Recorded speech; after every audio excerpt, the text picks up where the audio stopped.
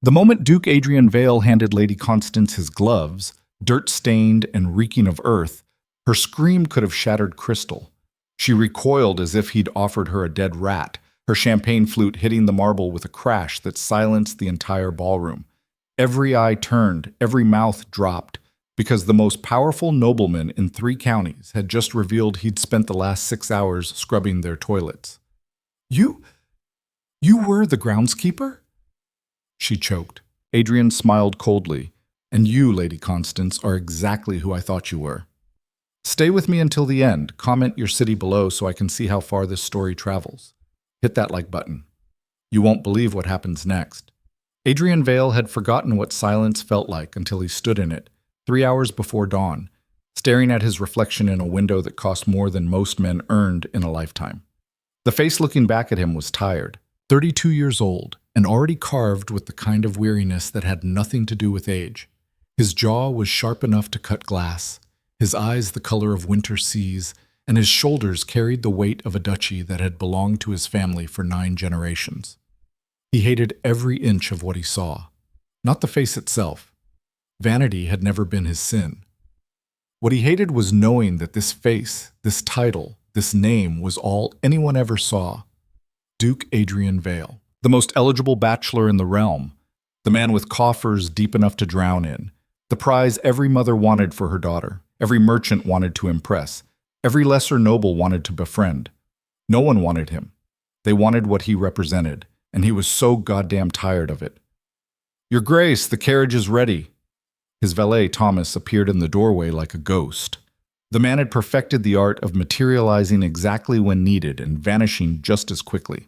I'm not taking the carriage. Thomas didn't even blink. 20 years of service had made him unshakable. Sir? I'm riding, and I'm going alone. The Ashford estate is 4 hours north. In your condition... My condition? Adrian turned, one eyebrow raised. Am I dying, Thomas? Has my physician discovered some affliction I'm unaware of? You haven't slept in 2 days, Your Grace. You've barely eaten, and you've consumed enough brandy to take the edge off being a performing monkey in a very expensive suit? Missed it. Adrian shrugged into his riding coat, the leather one he actually liked, not the ridiculous formal nonsense covered in medals and brocade. I'll manage. Thomas's mouth thinned, but he knew better than to argue when Adrian used that tone. As you wish, Your Grace. Shall I send word to Lord Ashford of your delayed arrival? No. Adrian paused at the door. Actually, Thomas, I need you to do something for me. Something unusual. The valet's expression didn't change, but Adrian caught the flicker of concern in his eyes. Sir? I'm going to need work clothes, the kind a groundskeeper would wear, boots that have actually seen mud, a shirt that doesn't cost more than a week's wages. He watched Thomas process this, saw the moment understanding dawned. And I'll need you to send a message to Lord Ashford. Tell him Duke Vale has been unavoidably detained in London. Business with the king. Tell him to proceed with the gathering as planned, and I'll arrive. Later. How much later? After I've had a chance to see who these people really are. Thomas stood very still. Your Grace, if I may speak plainly, you never asked permission for that, so why start now? This is dangerous, not physically perhaps, but people might be rude to me, might ignore me, might treat me like I'm nobody. Adrian smiled, and it wasn't a pleasant expression. That's exactly the point, Thomas. I want to know what they're like when they think I'm nothing, when there's no title to impress, no fortune to charm out of me. I want to see the truth. And if the truth is ugly, then at least it'll be honest.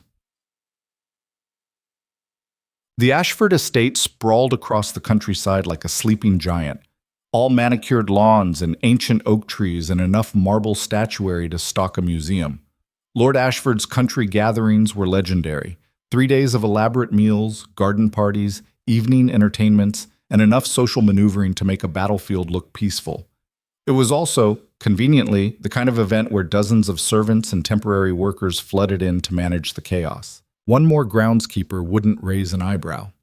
Adrian had timed his arrival for late afternoon, when the guests would be settling into their rooms and the staff would be too busy to ask questions. He'd left his horse at an inn 2 miles down the road, walked the rest of the way, and slipped in through the servants' entrance like he'd done it 1,000 times. The head groundskeeper was a man named Fletcher, 60 if he was a day, with hands like tree roots and a face carved from granite. He looked Adrian up and down with the kind of assessment that missed nothing. "You the one old Hammond sent over?" Adrian nodded. He'd paid Hammond, a gardener from a neighboring estate, enough gold to ensure the man's silence and cooperation. As far as anyone knew, Adrian was his nephew, down on his luck and needing work. "You know plants?" "Some, Mom." That was true enough. Adrian had actually enjoyed the gardens at Vale Manor as a boy, back before duty had consumed everything. "You know how to keep your mouth shut and your hands busy?" "Yes, sir," Fletcher grunted. "We'll see.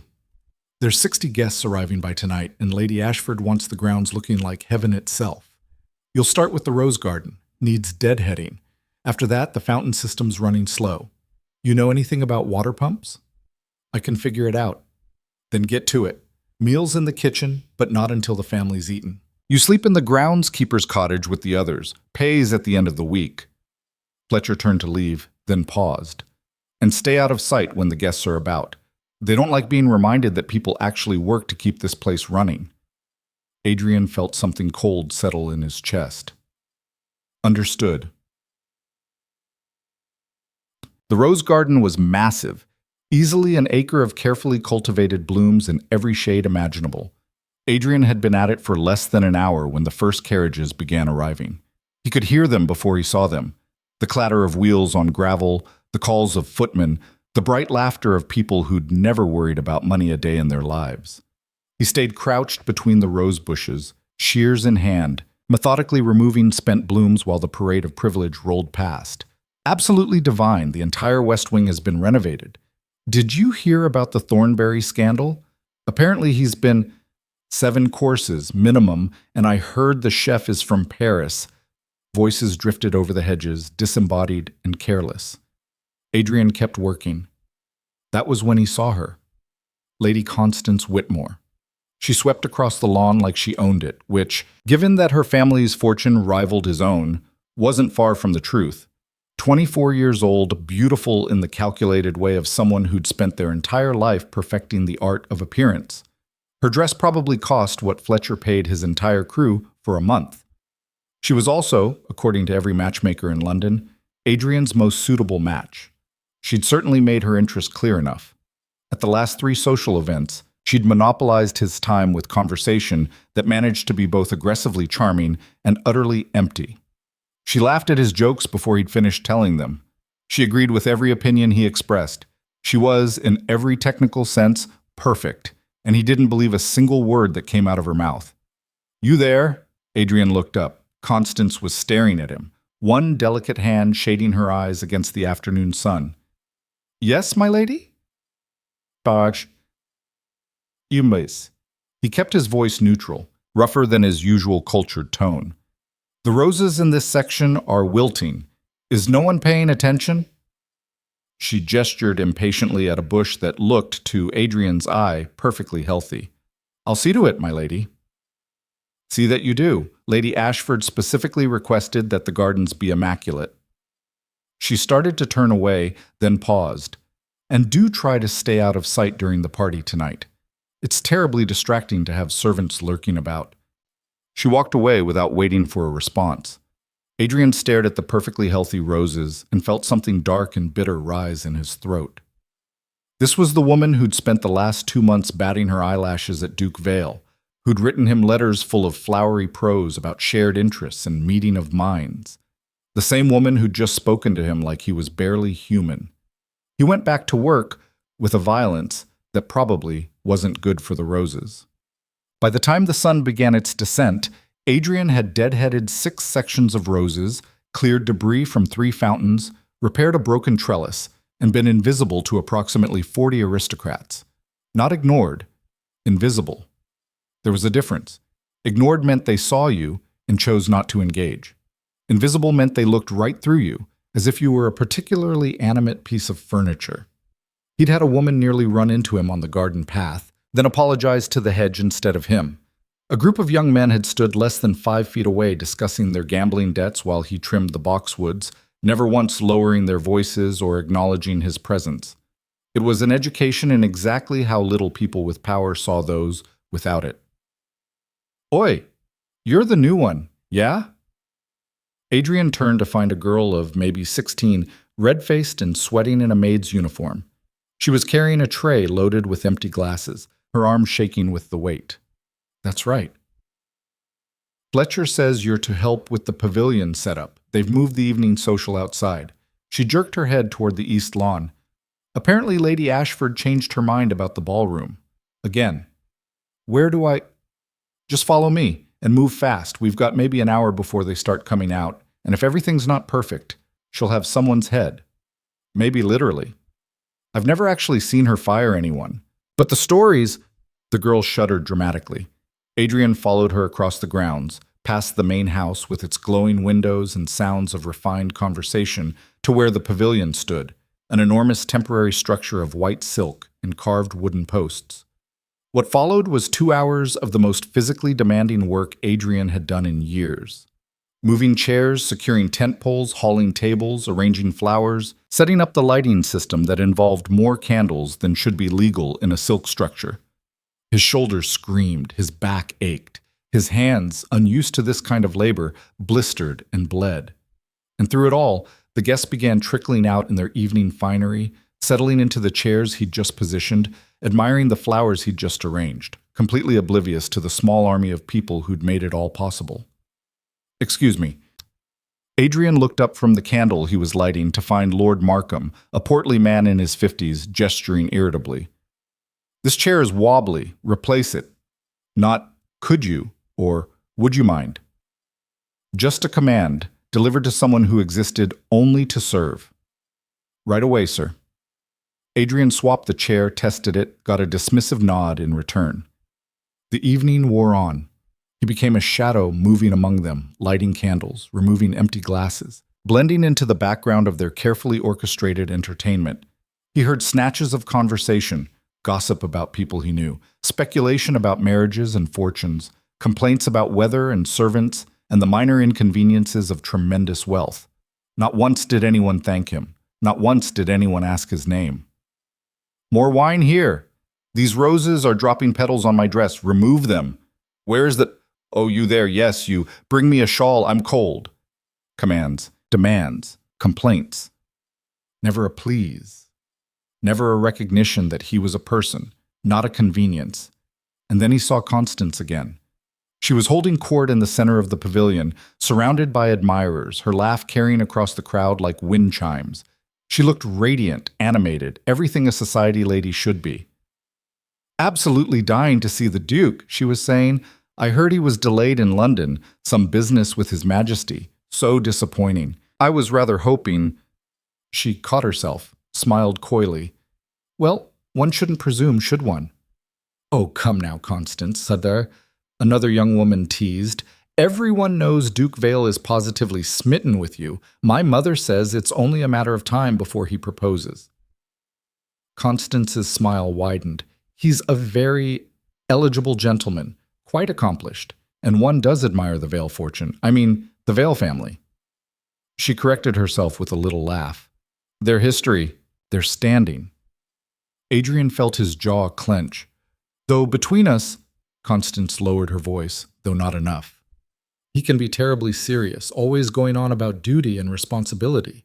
I do hope marriage might lighten him up a bit, make him more amenable to enjoying the finer things." "Your finer things?" someone giggled. "Well, a duchess does need certain standards maintained." Constance sipped her wine.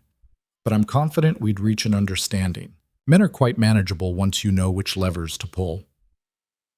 The women around her laughed, bright and sharp as breaking glass. Adrian turned away before he did something stupid. His hands were shaking, whether from exhaustion or rage, he wasn't sure. Probably both. He made his way to the edge of the garden, where the glow of the pavilion faded into darkness, and stood there breathing hard, trying to remember why he'd thought this experiment was a good idea. "Because this is what you needed to see," a cold voice in his head reminded him. This is who they are. This is what you'd be marrying if you chose based on what everyone expects. You all right there? Adrian turned sharply. Another groundskeeper stood nearby, older man with kind eyes and dirt under his fingernails. Fine, Adrian managed. Just needed a moment. The man nodded knowingly. Gets to you after a while, don't it? Being furniture in their world. He pulled out a pipe, started packing tobacco into it. Been doing this work 30 years. You learn to let it roll off. They don't mean harm, most of them. They just don't see. Never learned how. Does that make it better or worse? The man laughed, a dry sound. That's the question, innit? He lit his pipe, took a long draw. Name's William. Adrian, Ichet. He caught himself. Just Adrian. Well, just Adrian. Bit of advice from an old man. Don't let it break you. Find something real to hold on to. Something that matters outside all this. He gestured vaguely at the glowing pavilion. Otherwise, you'll drown in their indifference and never come up again. Before Adrian could respond, a voice called out from the pavilion. You there? Yes, you with the pipe. Lady Ashford doesn't allow smoking where the guests can see. Move along. William sighed, knocked out his pipe. See what I mean? He trudged off into the darkness. Adrian stayed where he was, exhausted, filthy, invisible, and absolutely certain he'd been right to come. The next day started before dawn. Adrian woke in the groundskeeper's cottage to the sound of roosters and the ache of muscles he'd forgotten he had. The small room he shared with 3 other workers smelled of sweat and earth and honest labor. His hands were raw, his back was screaming, and he'd never felt more alive. Fletcher met him outside, already directing the morning's work. You. New one. Water duty. The guests will be wanting fresh pitchers in their rooms, and the outdoor basins need filling. It's hot today. They'll be complaining all afternoon if we don't stay ahead of it. Water duty, as it turned out, meant hauling bucket after bucket from the well to various locations around the grounds. It was mind-numbing, back-breaking work, but it also meant moving through areas where the guests gathered, which was exactly what Adrian wanted. By mid-morning, he'd become a fixture near the East Terrace, where several ladies had gathered for tea. Constance was among them, of course, along with Lady Margaret Thornberry, the Honourable Miss Elizabeth Carrington, and a few others whose names Adrian knew from tedious social functions. He worked slowly, methodically, refilling the decorative basin near their table while they talked.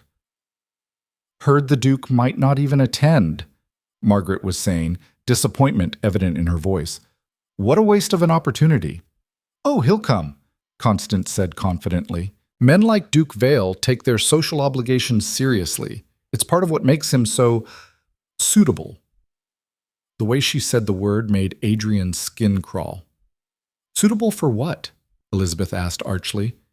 Marriage or management? The women laughed. Can it be both? Constance stirred her tea delicately. A good match requires compatible advantages. His title and fortune, my refinement and connections. It's practical. And love? Elizabeth pressed. Constance waved a hand dismissively. Love is for dairymaids and poets. We marry for position. Affection, if it comes, is a pleasant bonus, but hardly necessary. Adrian's knuckles went white around the bucket handle. Still, Margaret said dreamily, he is rather handsome. All that brooding intensity. I wouldn't mind being married to that, practical or not. The intensity can be managed, Constance said. Men think they're complicated, but really they just need the right handling. A clever wife keeps her husband satisfied and distracted enough that he doesn't interfere with the running of the household. She smiled. Or her social calendar. Adrian had heard enough. He stood, bucket in hand, and started to turn away.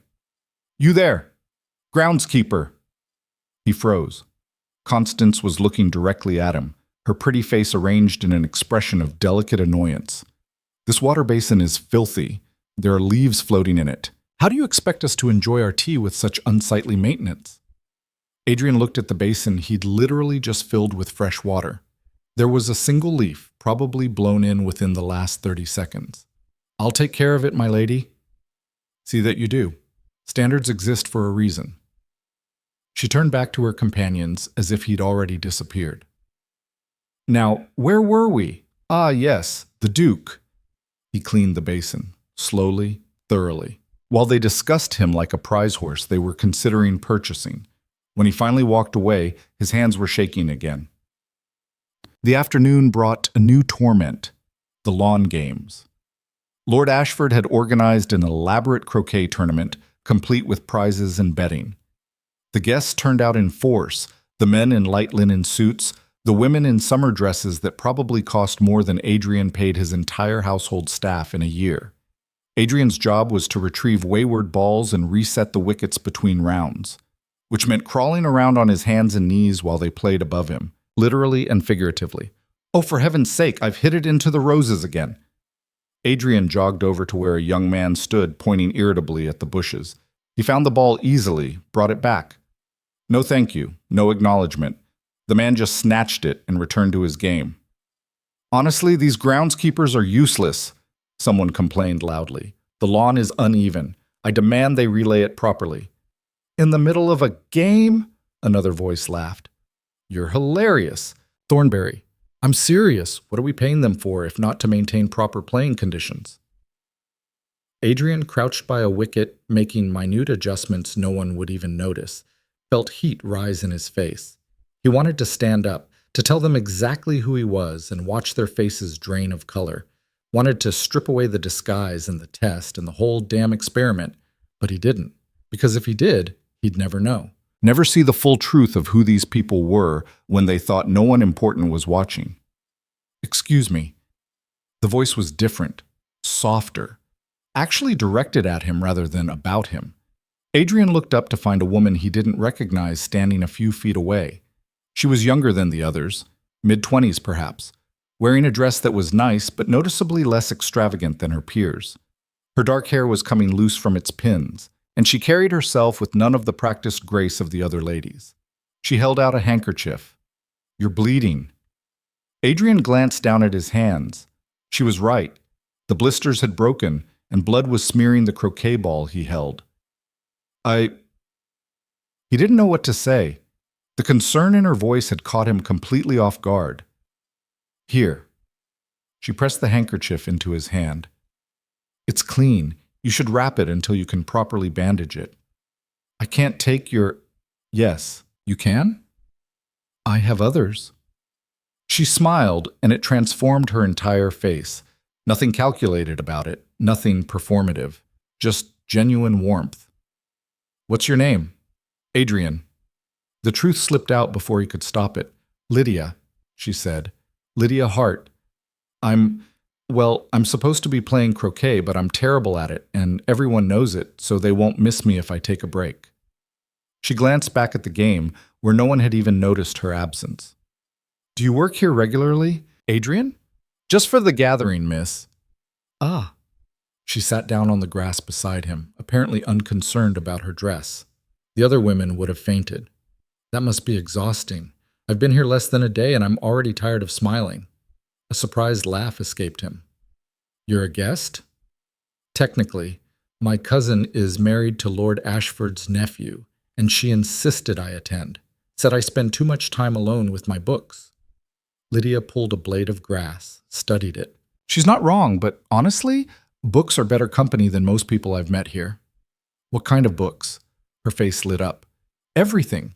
Philosophy, novels, poetry, history, anything I can get my hands on. I run a bookshop in town. Small place, but it's mine. She said it with quiet pride. What about you? What do you do when you're not hauling croquet balls? The question was so unexpected, so genuinely interested, that Adrian almost told her the truth. Almost said, I run a duchy, manage estates across 3 counties, advise the king, and carry the weight of 9 generations of responsibility. Instead, he said, I work, whatever needs doing. That's honest. She stood, brushed off her dress. I should get back before my cousin sends a search party. But Adrian, she pointed at his hands. Please take care of those. Working through pain doesn't make you strong. It just makes you hurt. And then she was gone, heading back toward the croquet game where no one had noticed her absence or her return. Adrian stared at the handkerchief in his hands. It was simple white linen embroidered with a small LH in one corner. Nothing fancy, nothing designed to impress. Just a genuine act of kindness from someone who'd seen him as a person. The first real thing that had happened to him in 2 days. Adrian tucked the handkerchief into his pocket before anyone could see it. The embroidered initials felt like a brand against his chest, evidence of something he couldn't quite name yet, but knew he wanted to protect. The croquet game continued around him. Balls clicked against each other with hollow sounds. Laughter erupted in artificial bursts. Constance won her around and accepted congratulations like she'd achieved something meaningful. None of it touched him anymore. He finished his duties mechanically, resetting wickets, retrieving balls, being invisible. But his mind was elsewhere, turning over Lydia's words like smooth stones. Working through pain doesn't make you strong, it just makes you hurt. When was the last time anyone had said something to him that wasn't calculated, wasn't designed to extract something in return? He couldn't remember. "Adrian, stop daydreaming and get over here," Fletcher's voice cut through his thoughts. The old groundskeeper was waving him toward the main house, irritation written across his weathered face. Adrian jogged over. "Sir? Lady Ashford wants the fountain in the sculpture garden running by tonight. Says the gurgling sound helps her sleep." Fletcher shook his head, as if she can even hear it from her bedroom. "But that's not our concern. The pump's acting up again, probably sediment in the line. You said you could figure out mechanical things?" "I'll take a look. You've got 3 hours before dinner service. If it's not fixed by then, she'll have someone's hide, probably mine, but I'll make sure you go down with me." Fletcher's gruff tone couldn't quite hide the desperate edge. "The parts are in the shed. Tools, too. Don't break anything expensive."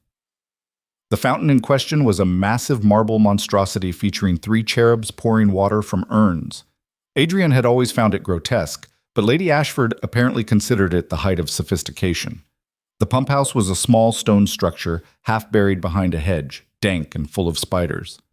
Perfect. He spent the next hour elbow-deep in machinery, dismantling the pump system piece by piece.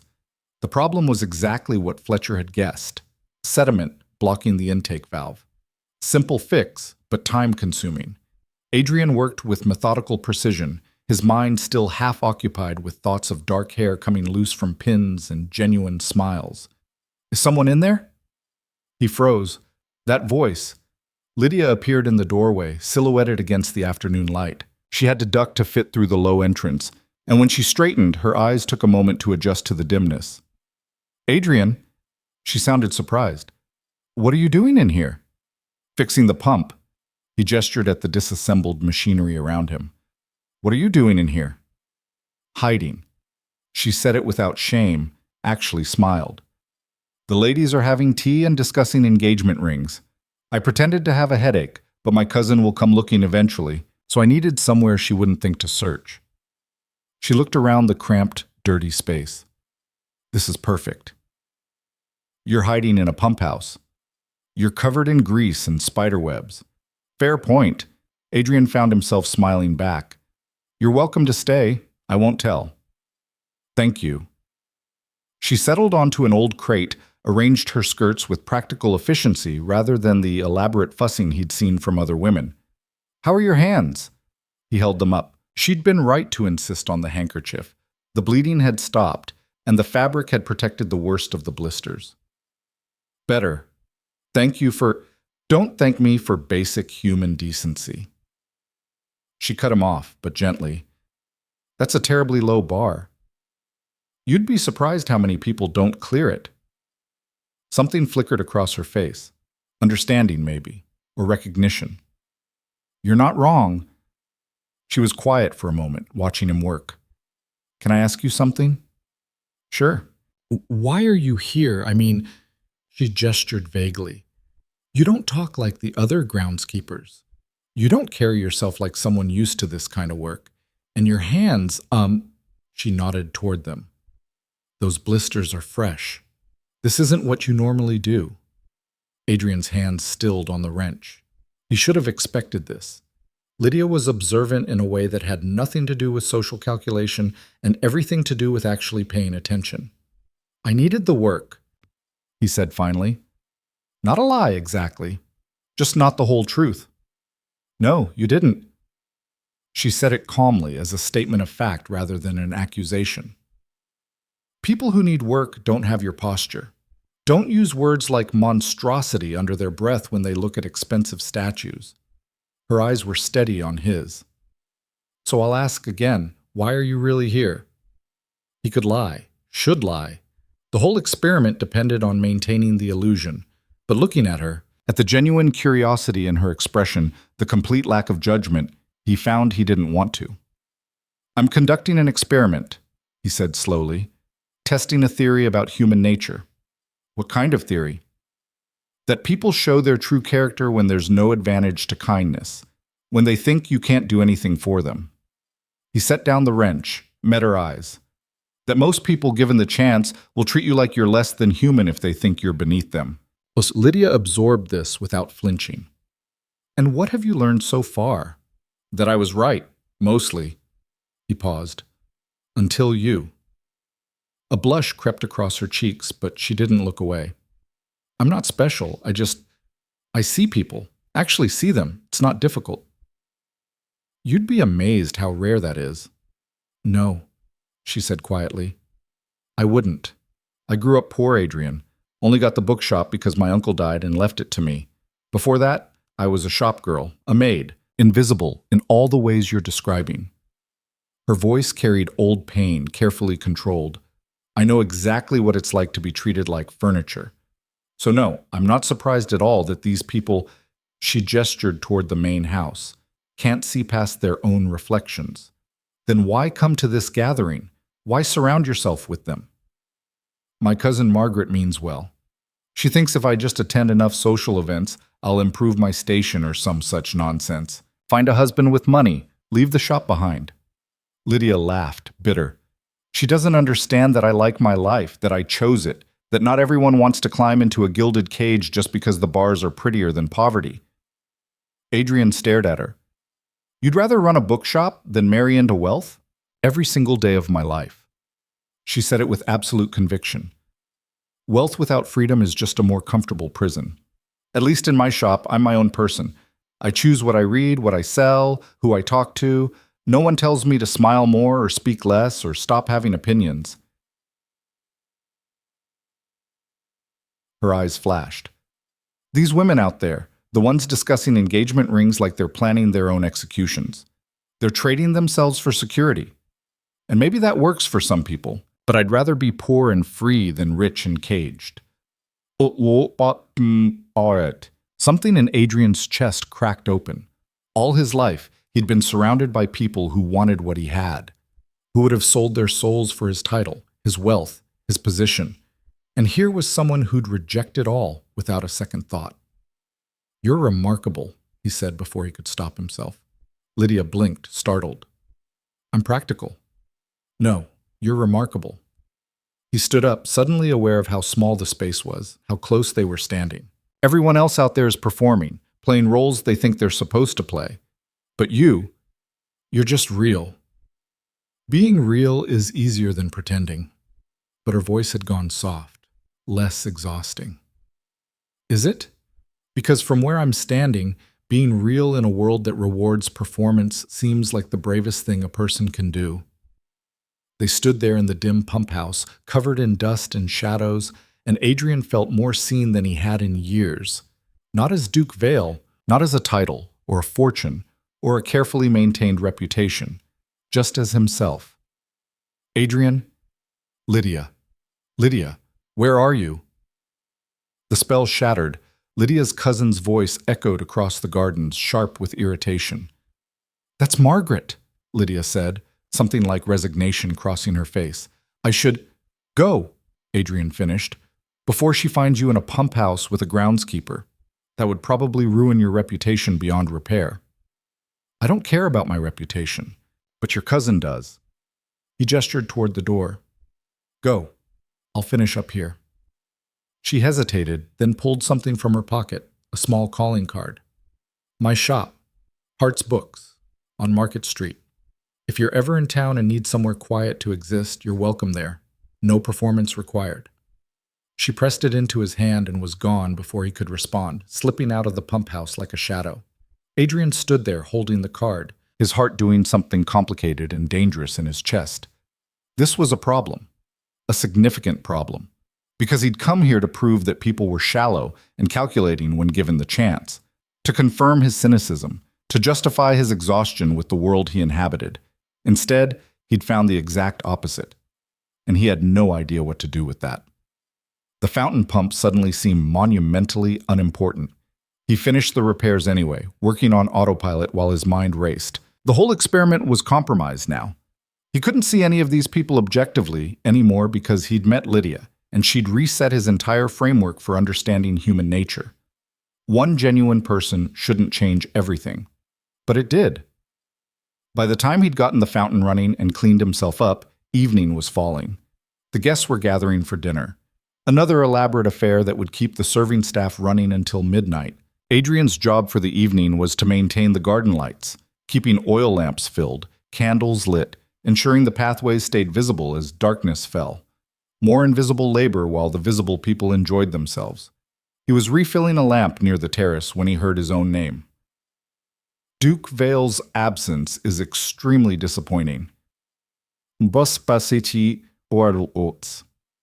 Lady Ashford's voice carried through the open windows. I specifically timed this gathering to facilitate certain introductions. You mean throw Constance at him like a hunting falcon at a rabbit? Another woman laughed. Rather transparent, darling. Transparent or not, it would be an excellent match. The Vale fortune combined with the Whitmore connections.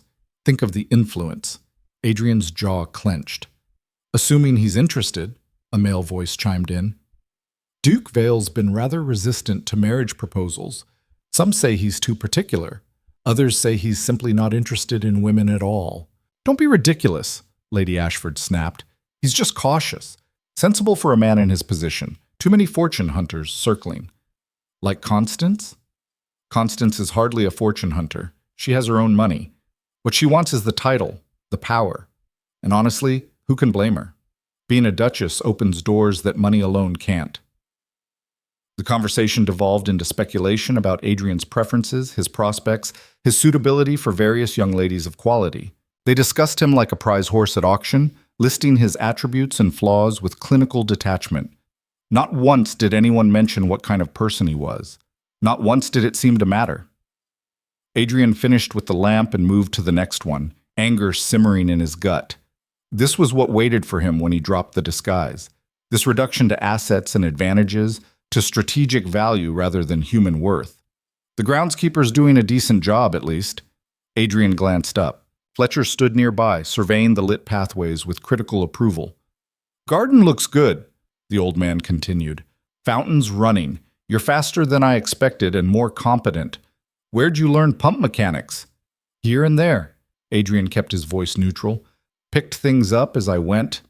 You pick up how to handle roses that well, too? Or the arbor restoration? Or the way you fixed Lady Ashford's favorite bench without anyone having to tell you it was her favorite? Fletcher's eyes were sharp. You're educated, trained. This isn't your first experience with estate management. Adrian's blood went cold. I've worked various places. I'm sure you have. Fletcher pulled out his pipe, the same ritual Adrian had seen the night before. And I'm sure you've got your reasons for being here instead of wherever you actually belong. None of my business, long as the work gets done. He lit the pipe, took a contemplative draw. But word of advice, son, whatever you're running from or testing or proving, make sure it's worth it. Sometimes experiments have a way of teaching lessons we're not prepared to learn. He walked away before Adrian could formulate a response. The rest of the evening passed in a blur. Adrian lit candles, trimmed wicks, refilled lamps. He was a ghost drifting through their celebration, unnoticed and unremarked. The party grew louder as wine flowed, laughter became shrill, conversations became careless. And through it all, Adrian watched them. Lord Markham got drunk and berated a serving girl for moving too slowly. His words slurred and cruel. Lady Thornbury complained about the quality of the wine loud enough for the sommelier to hear, then laughed when the man's face went red with humiliation. Constance held court among the young men, flirting with practiced precision, her eyes calculating each interaction for maximum social advantage. These were the people who would welcome Duke Vale with open arms, who would smile and charm and compete for his attention, The same people who wouldn't piss on a groundskeeper if he was on fire. "More light over here!" Someone snapped fingers in his direction like calling a dog. Adrian went, lit the candles, disappeared again. Around midnight, when the party was winding down and guests were finally retiring to their rooms, he saw Lydia again. She was walking alone along the garden path, having apparently escaped whatever social obligations her cousin had imposed. She looked tired, her shoulders carrying a tension that hadn't been there in the pump house. She didn't see him standing in the shadows by the hedge, but he saw her pause by the fountain, the one he'd fixed, and run her fingers through the water with an expression of such profound exhaustion that it hurt to witness. "Another successful evening," she muttered to herself, bitter. Another night pretending to enjoy vapid conversation and coded insults. Another performance. She thought she was alone. Adrian almost stepped forward, almost revealed himself, but something held him back. Maybe the knowledge that she'd been performing too, just like everyone else. That the real Lydia from the pump house had to put on armor to survive in this world, same as he did. They were both hiding, both pretending, just in different ways. She moved on, headed toward the house, and Adrian stayed in the shadows. The next morning brought rain. Not the gentle romantic kind, but a cold, driving downpour that turned the gardens into mud and sent the guests scurrying indoors. Activities were canceled. Outdoor areas needed covering. The groundskeeping crew worked double time to protect plants and prevent flooding. Adrian spent 3 hours in the rose garden, soaked to the bone, helping William and 2 others stake protective coverings over the more delicate specimens. His clothes stuck to him, his boots squelched with every step. Water ran down his neck in icy rivulets. "Miserable day for it," William grunted, wrestling with a tarp. "Could be worse," Adrian said. "How?" "Could be doing this and then having to serve dinner to people who won't even notice we're wet." William barked a laugh. "There's that. Though, if you think they'll skip their meal service just because of rain, you've got another thing coming. Rich people don't care about weather unless it inconveniences them personally." He was right. By evening, despite the continuing downpour, the guests gathered for dinner as planned. They simply moved it fully indoors, which meant the staff had to rearrange an entire formal dining room on short notice while still managing their regular duties. Adrian's job was to stand outside the dining room with 2 other servants, ready to fetch anything requested. A living convenience, dripping wet and exhausted. "This is intolerable," Lady Ashford announced halfway through the second course. "The rain is so loud I can barely hear myself think. Someone close those windows." The windows were already closed, but a footman moved to check them anyway, made a show of adjusting the latches, and retreated. "Much better," she said, satisfied. The meal continued. 7 courses, each more elaborate than the last. Adrian watched the waste pile up, food barely touched, wine poured and forgotten, bread broken and abandoned. He thought about the kitchen staff who'd been working since dawn to prepare it all. Thought about the farmers who'd grown it. Thought about the people in town who went hungry while this abundance was treated as disposable. "You there!" Constance was gesturing at him. She looked radiant in the candlelight, her dress the color of champagne, diamonds glittering at her throat. "Yes, my lady? Fetch my shawl. I'm cold." "It's in your room." "My lady?" "Obviously, the blue one with the pearl embroidery, on the chair by the window. And do hurry. I'm freezing." She turned back to her conversation before he could acknowledge the order.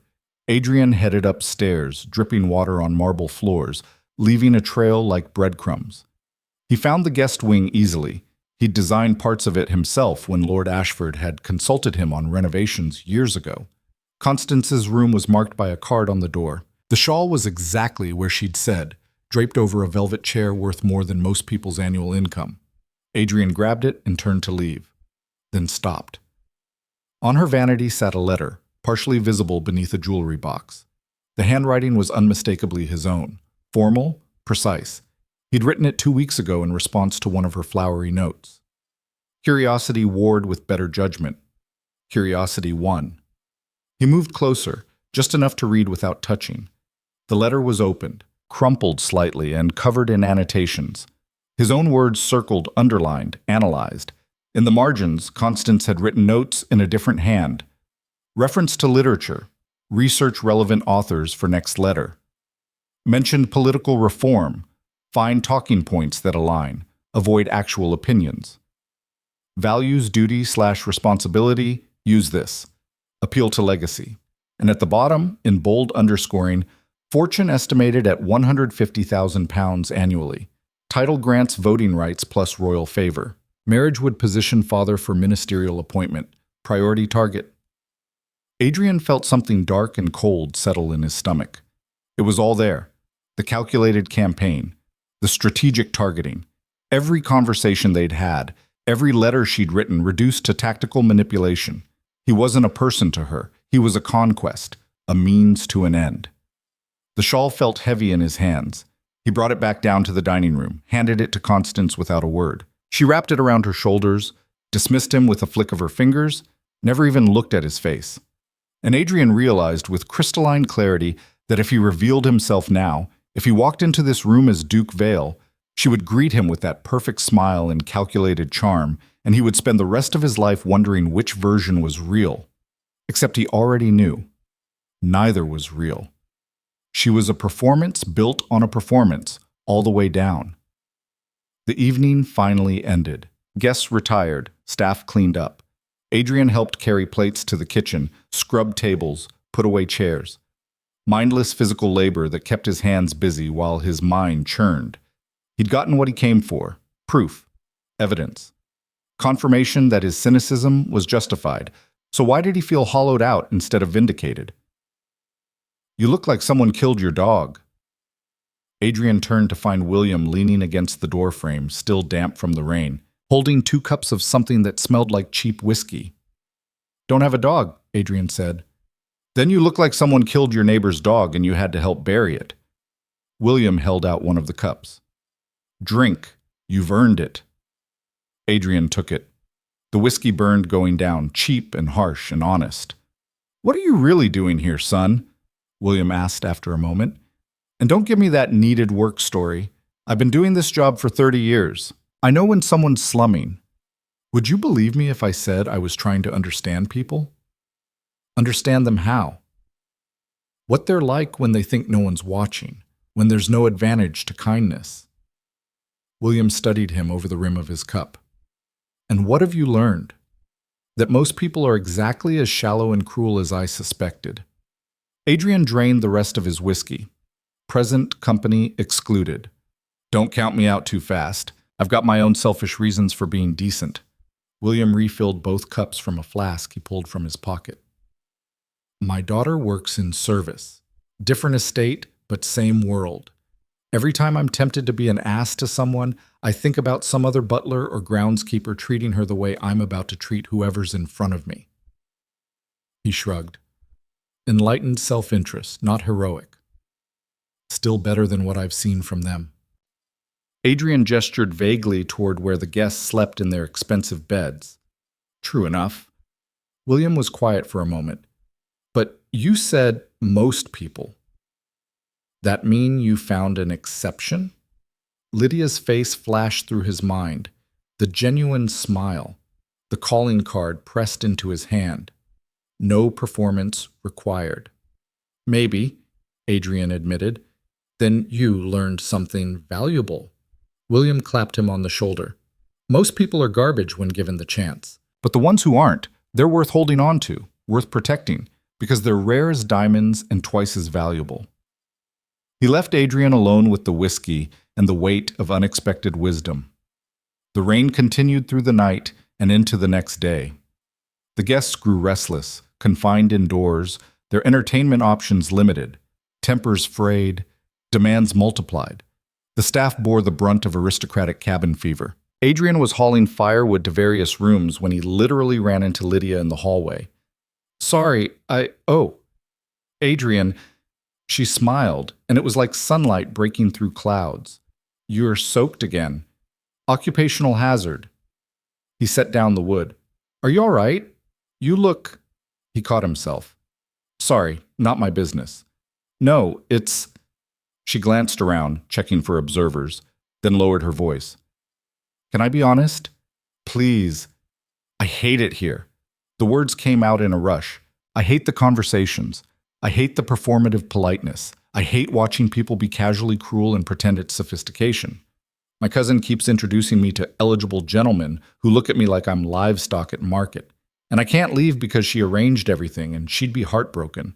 But every hour feels like drowning. Adrian understood that feeling better than she could possibly know. When does it end, sis? He asked. Tomorrow, thank the heavens. One more dinner tonight, breakfast tomorrow, then I can escape back to my bookshop and forget this world exists. She pressed her hands to her temples. Sorry, you don't need to hear me complain. You've got actual problems, actual work to do. Your problems are real too, he said quietly. Being forced to perform is still force, even if the cage is comfortable.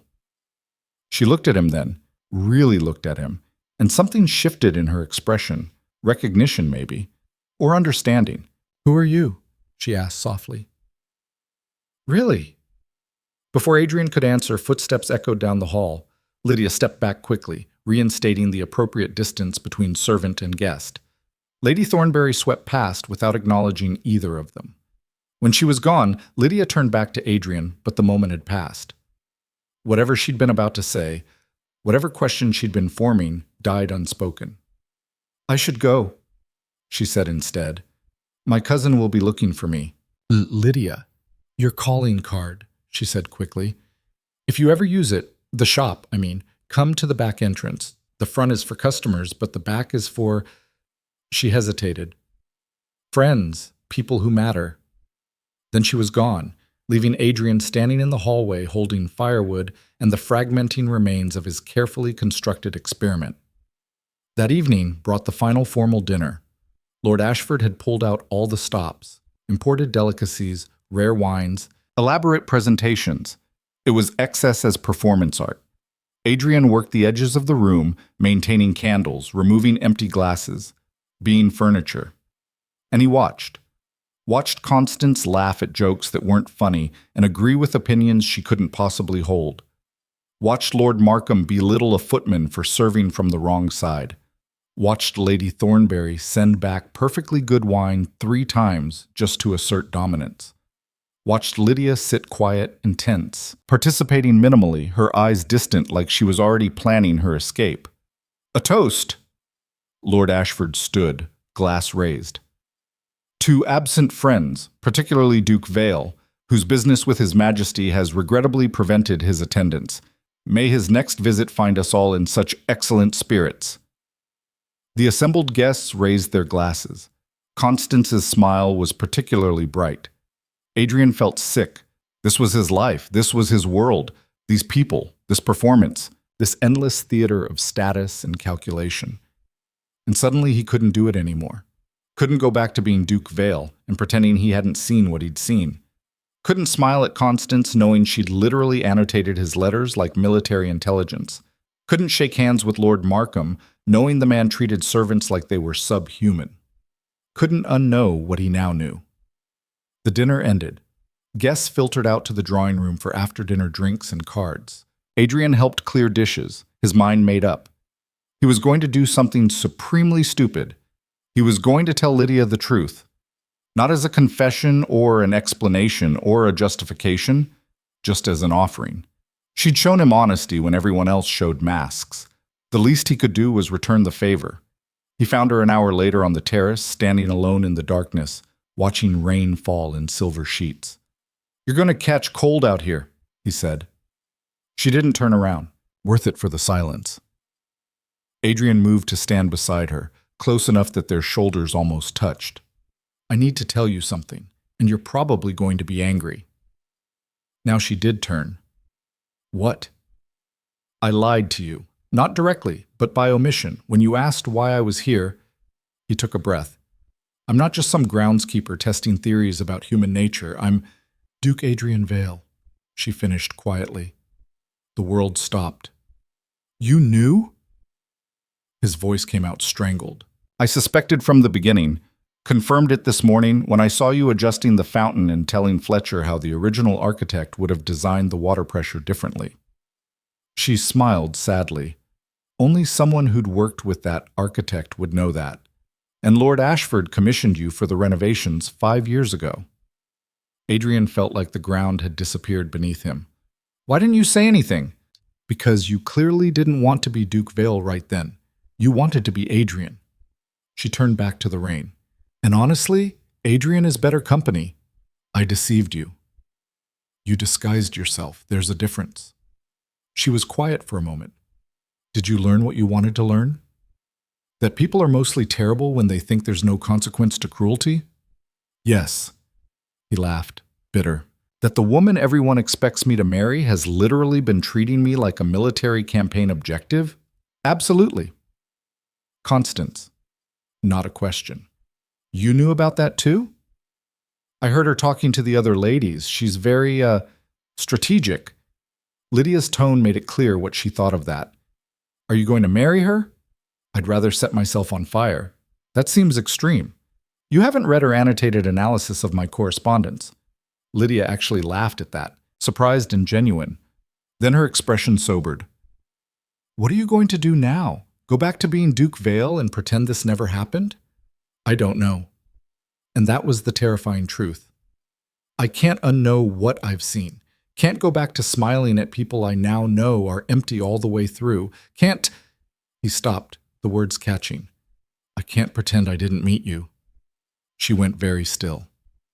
Lydia, in 2 days you've shown me more genuine humanity than I've experienced in years. You saw me when I was nobody and treated me like I mattered anyway. Do you have any idea how rare that is? How... He struggled for words. I came here cynical and exhausted and ready to have my worst assumptions confirmed. And you ruined everything by being real. I'm not special, she whispered. You are to me. He turned to face her fully. And I know this is impossible. I know you hate this world and everything it represents. I know you'd rather be poor and free than wealthy and caged. I know there's no version of this where it makes sense. But I won't go back to my life pretending I didn't find something true in the middle of all that performance. Lydia looked at him with eyes that held too much understanding. Adrian, I run a bookshop. I live in 2 rooms above my shop. I have no title, no connections, no wealth. Your world would eat me alive. Then I'll burn my world down. You don't mean that. Don't I? He caught her hand, felt her fingers cold from the night air. I've spent my entire life doing what's expected, maintaining appearances, playing the role, and for what? To marry someone like Constance who sees me as a stepping stone? To smile at people who treat servants like animals?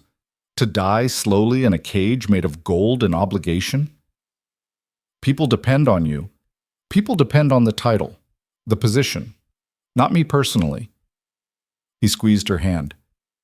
You said wealth without freedom is just a comfortable prison. You were right, and I'm tired of being an inmate. Thunder rolled across the sky. Rain poured harder, and Lydia pulled her hand away. You're not thinking clearly, she said, her voice shaking. You're exhausted and angry, and you've had your worldview shaken. But you can't throw away everything you are because you met one person who was kind to you. That's not love, Adrian. That's desperation. The words hit like a physical blow. You think I'm that shallow? He asked. That broken?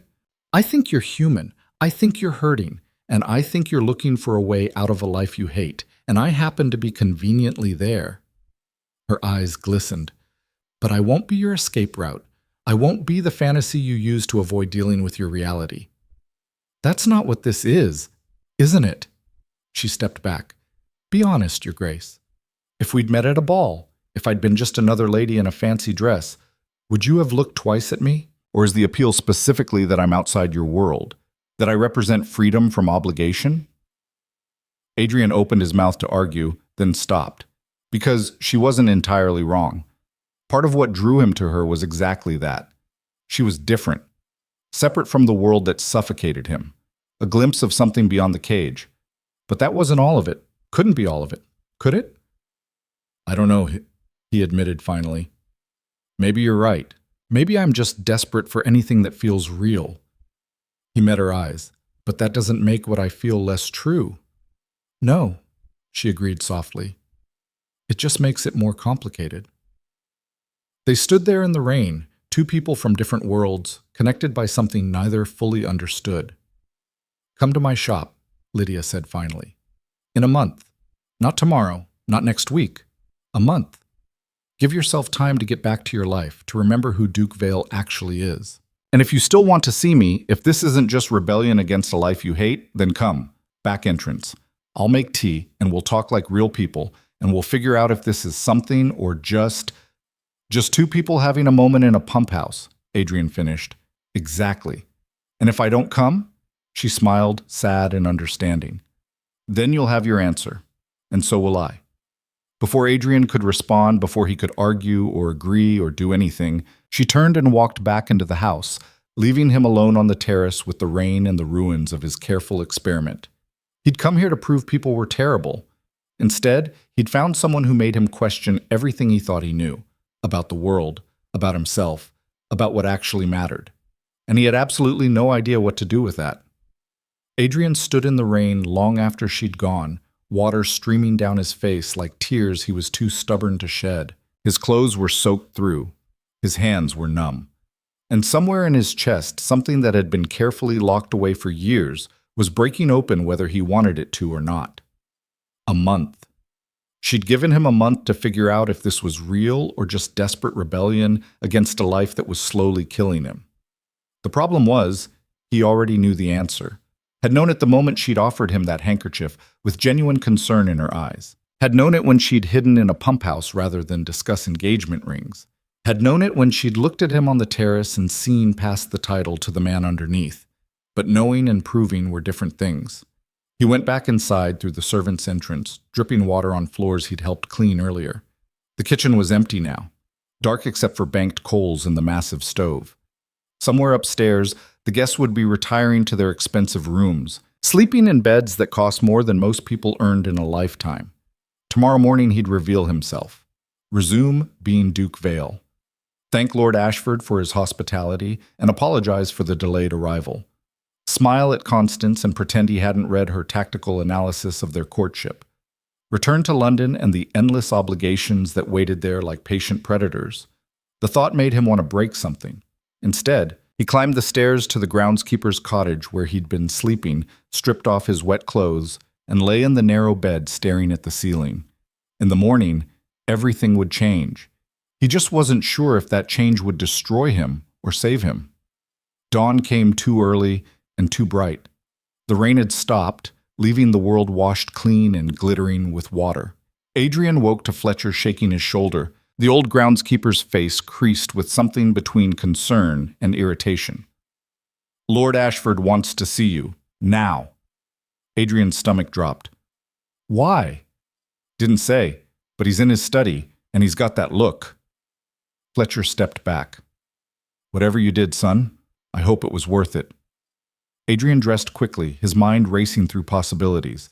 Had someone recognized him? Had Lydia said something?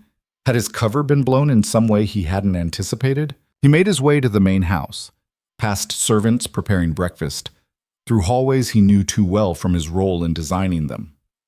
The study door was closed. He knocked. Enter. Lord Ashford sat behind his desk, silver-haired and sharp-eyed, looking at Adrian with an expression that gave nothing away. Standing beside him was Thomas, his valet, from London, wearing traveling clothes and an expression of profound relief. Your Grace, Thomas said, and the title hung in the air like an accusation. Adrian felt the world tilt. Thomas, what are you— I'm sorry, Your Grace, but when you didn't send word after 3 days, I became concerned. I took the liberty of coming to check on your welfare. Thomas's tone was carefully neutral, but his eyes said what the words didn't. You scared the hell out of me. Lord Ashford stood slowly. Duke Vale. What an unexpected pleasure. His voice was dry as old paper. When my man Fletcher came to me this morning saying he'd hired a new groundskeeper who spoke like a gentleman and worked like he was trying to prove something, I thought it was merely an amusing coincidence. But your valet's arrival has clarified matters considerably. Adrian met his eyes. I can explain. Can you? Ashford moved around the desk. Because I'm struggling to imagine a reasonable explanation for why one of the most powerful men in the realm would disguise himself as a servant at my estate. Industrial espionage? Checking up on me? Some elaborate joke at my expense? None of those. Adrian kept his voice steady. I needed to see something, understand something, about people. What people? The kind who come to gatherings like this. Adrian gestured vaguely toward the rest of the house. The kind who smile at titles and ignore humans. Ashford absorbed this in silence. He was older than Adrian by 15 years, shrewd and politically connected. Not a man to cross lightly. And did you learn what you needed to learn? He asked finally. More than I wanted to. I see. Ashford returned to his desk, sat down heavily. Your Grace, I'm going to be blunt. This puts me in an extremely awkward position. My guests have spent 3 days being themselves around someone they thought was a groundskeeper. If word spreads that you witnessed their behavior while incognito, the social fallout could be considerable. I have no intention of spreading word. Intentions and outcomes are different things. Lady Constance alone would be mortified if she knew. He stopped. You heard things, saw things, didn't you? Adrian thought of the annotated letters, the tactical discussions, the casual cruelty toward servants. Yes. And you're a man of honor, so you won't use that information maliciously. But you're also human, which means you can't unknow it. Ashford rubbed his temples. This is a disaster.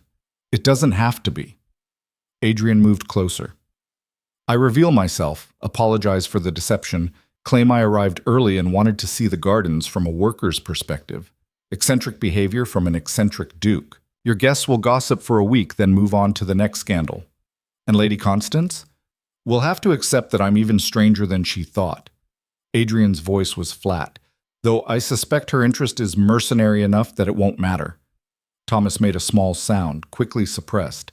Ashford studied Adrian with uncomfortable intensity. You're planning to reject her suit, aren't you? That's what this was about, testing her character, among others. Did she pass? No one passed. Adrian paused. Except one. Understanding flickered across Ashford's face. The Hart girl. Margaret's cousin. He leaned back. I saw you talking to her in the garden. Thought it was odd, a groundskeeper being so familiar with a guest. But if you were already... He shook his head. That's even more complicated. Why? Because Lydia Hart is smart, Your Grace. Sharp enough to have figured out who you were, I'd wager. And if she knows, if she's part of this scheme, she's not part of anything, Adrian said sharply. She was kind to a groundskeeper because that's who she is. Nothing calculated, nothing manipulative. You're certain? Absolutely.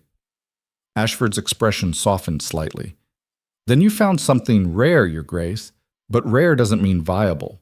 Her family has no standing, no fortune, no connections worth mentioning. A match would be considered... Don't! Adrian's voice cracked like a whip. Don't tell me what would be considered appropriate. I've spent my entire life doing what's appropriate, and it's gotten me exactly nowhere. The room fell silent. Thomas cleared his throat. Your Grace, perhaps we should discuss this somewhere more private. No. Adrian turned to Ashford. I'm sorry I deceived you. Sorry I put you in an awkward position. But I'm not sorry I came. I needed to see the truth, and I did. Now I have to figure out what to do with it. Jiggy. The truth being that the world I'm supposed to inhabit is full of people performing roles they think they're supposed to play, and I'm tired of performing with them. Ashford was quiet for a long moment. Then, unexpectedly, he smiled. I'm 62 years old, Your Grace. I've been playing the role of Lord Ashford since I was younger than you. Estate management, political alliances, social obligations, all of it a very elaborate theater. He gestured around the study. You know what I've learned in all those years? What? That the performance is exhausting, but stepping out of it is terrifying. Because once you stop playing the role, you have to figure out who you actually are underneath. And most people would rather stay in the cage than face that question. The words landed like stones in Adrian's chest. What are you saying? I'm saying I understand what you're struggling with. And I'm saying be careful. Because revelations like this, they change you. You can't go back to being the man you were before you saw what you've seen. The question is whether you're brave enough to become someone new. Before Adrian could respond, a knock at the door interrupted them. "Come," Ashford called. A servant entered, looking flustered. "My lord, Lady Constance is asking after the Duke's arrival. She heard a rumor he's here, and she's quite insistent on—" "Tell her I'll make an announcement at breakfast," as Ashford said. "Duke Vale has arrived and will be joining the guests shortly." The servant bowed and retreated. Ashford turned back to Adrian. "You have an hour, Your Grace. I suggest you use it to decide exactly who you're going to be when you walk into that dining room." Thomas escorted Adrian to one of the guest suites, a room he'd been meant to occupy from the beginning. His luggage was already there, unpacked by efficient hands. His formal clothes hung in the wardrobe, everything in its place, ready for Duke Vale to resume his role. "You should have sent word," Thomas said quietly, helping Adrian into a fresh shirt. 3 days, Your Grace. 3 days of not knowing if you were hurt or— "I know. I'm sorry." Adrian submitted to being dressed like a child, too tired to argue. "It wasn't fair to you." "Fair or not, it's done now." Thomas adjusted Adrian's collar with practiced precision. "But I need to know, was it worth it? Did you learn what you needed to learn?" Adrian thought about Constance's annotated letters, about Lord Markham's casual cruelty, about the way an entire class of people could look through servants like they were transparent. And then he thought about Lydia, her genuine smile, her refusal to perform, her challenge to come back in a month if what he felt was real. "Yes," he said finally, "it was worth it." "And what did you learn?" "That I can't do this anymore. Can't marry someone like Constance. Can't smile at people I know are empty. Can't—" He stopped. "Thomas, what would you do if you were me?" The valet paused in his work, considering the question seriously. "That's not a fair question, Your Grace. I'm not you. I don't have your responsibilities, your position, your obligations.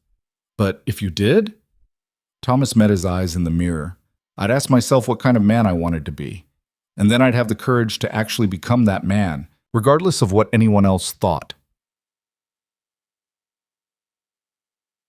He straightened. "But that's easier said than done when you're responsible for estates, tenants, political alliances, family legacy. Your choices affect hundreds of people, Your Grace. You don't have the luxury of pure selfishness." "Is choosing happiness selfish?" "Depends on whose happiness you're talking about." Adrian turned away from the mirror. He looked like Duke Vale again, perfectly dressed, perfectly groomed, perfectly presentable. The disguise was back in place, and it felt like a death shroud. "I met someone," he said abruptly. "Someone real. Someone who saw me as a person, not a title. And she told me to come back in a month if what I felt was genuine, if it wasn't just rebellion against my life. And I already know it's genuine, but I don't know if that's enough." Thomas handed him his jacket. "Your Grace, I've served your family for 20 years. I knew your father. Watched you grow from boy to man to duke.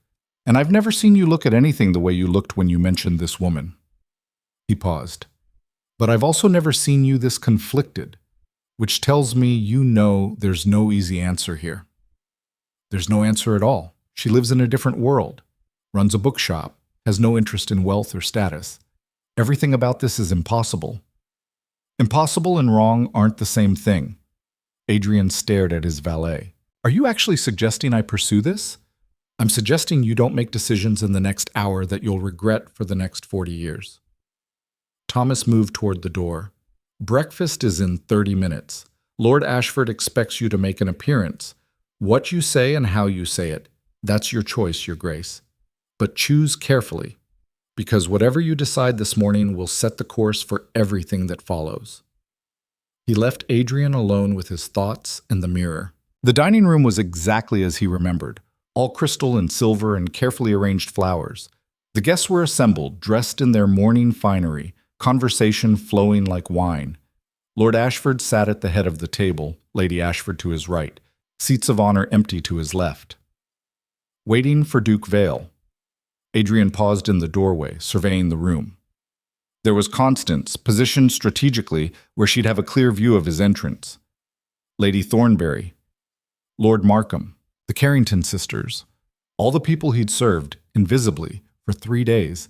And there, at the far end of the table, looking like she wanted to be anywhere else, Lydia. She saw him the same moment he saw her. Her eyes went wide, then shuddered, her expression carefully neutral. But he'd seen the flash of recognition, of understanding. She knew this was it, the moment of truth. Ah, Duke Vale! Lord Ashford stood, gesturing. What a delight to finally have you join us.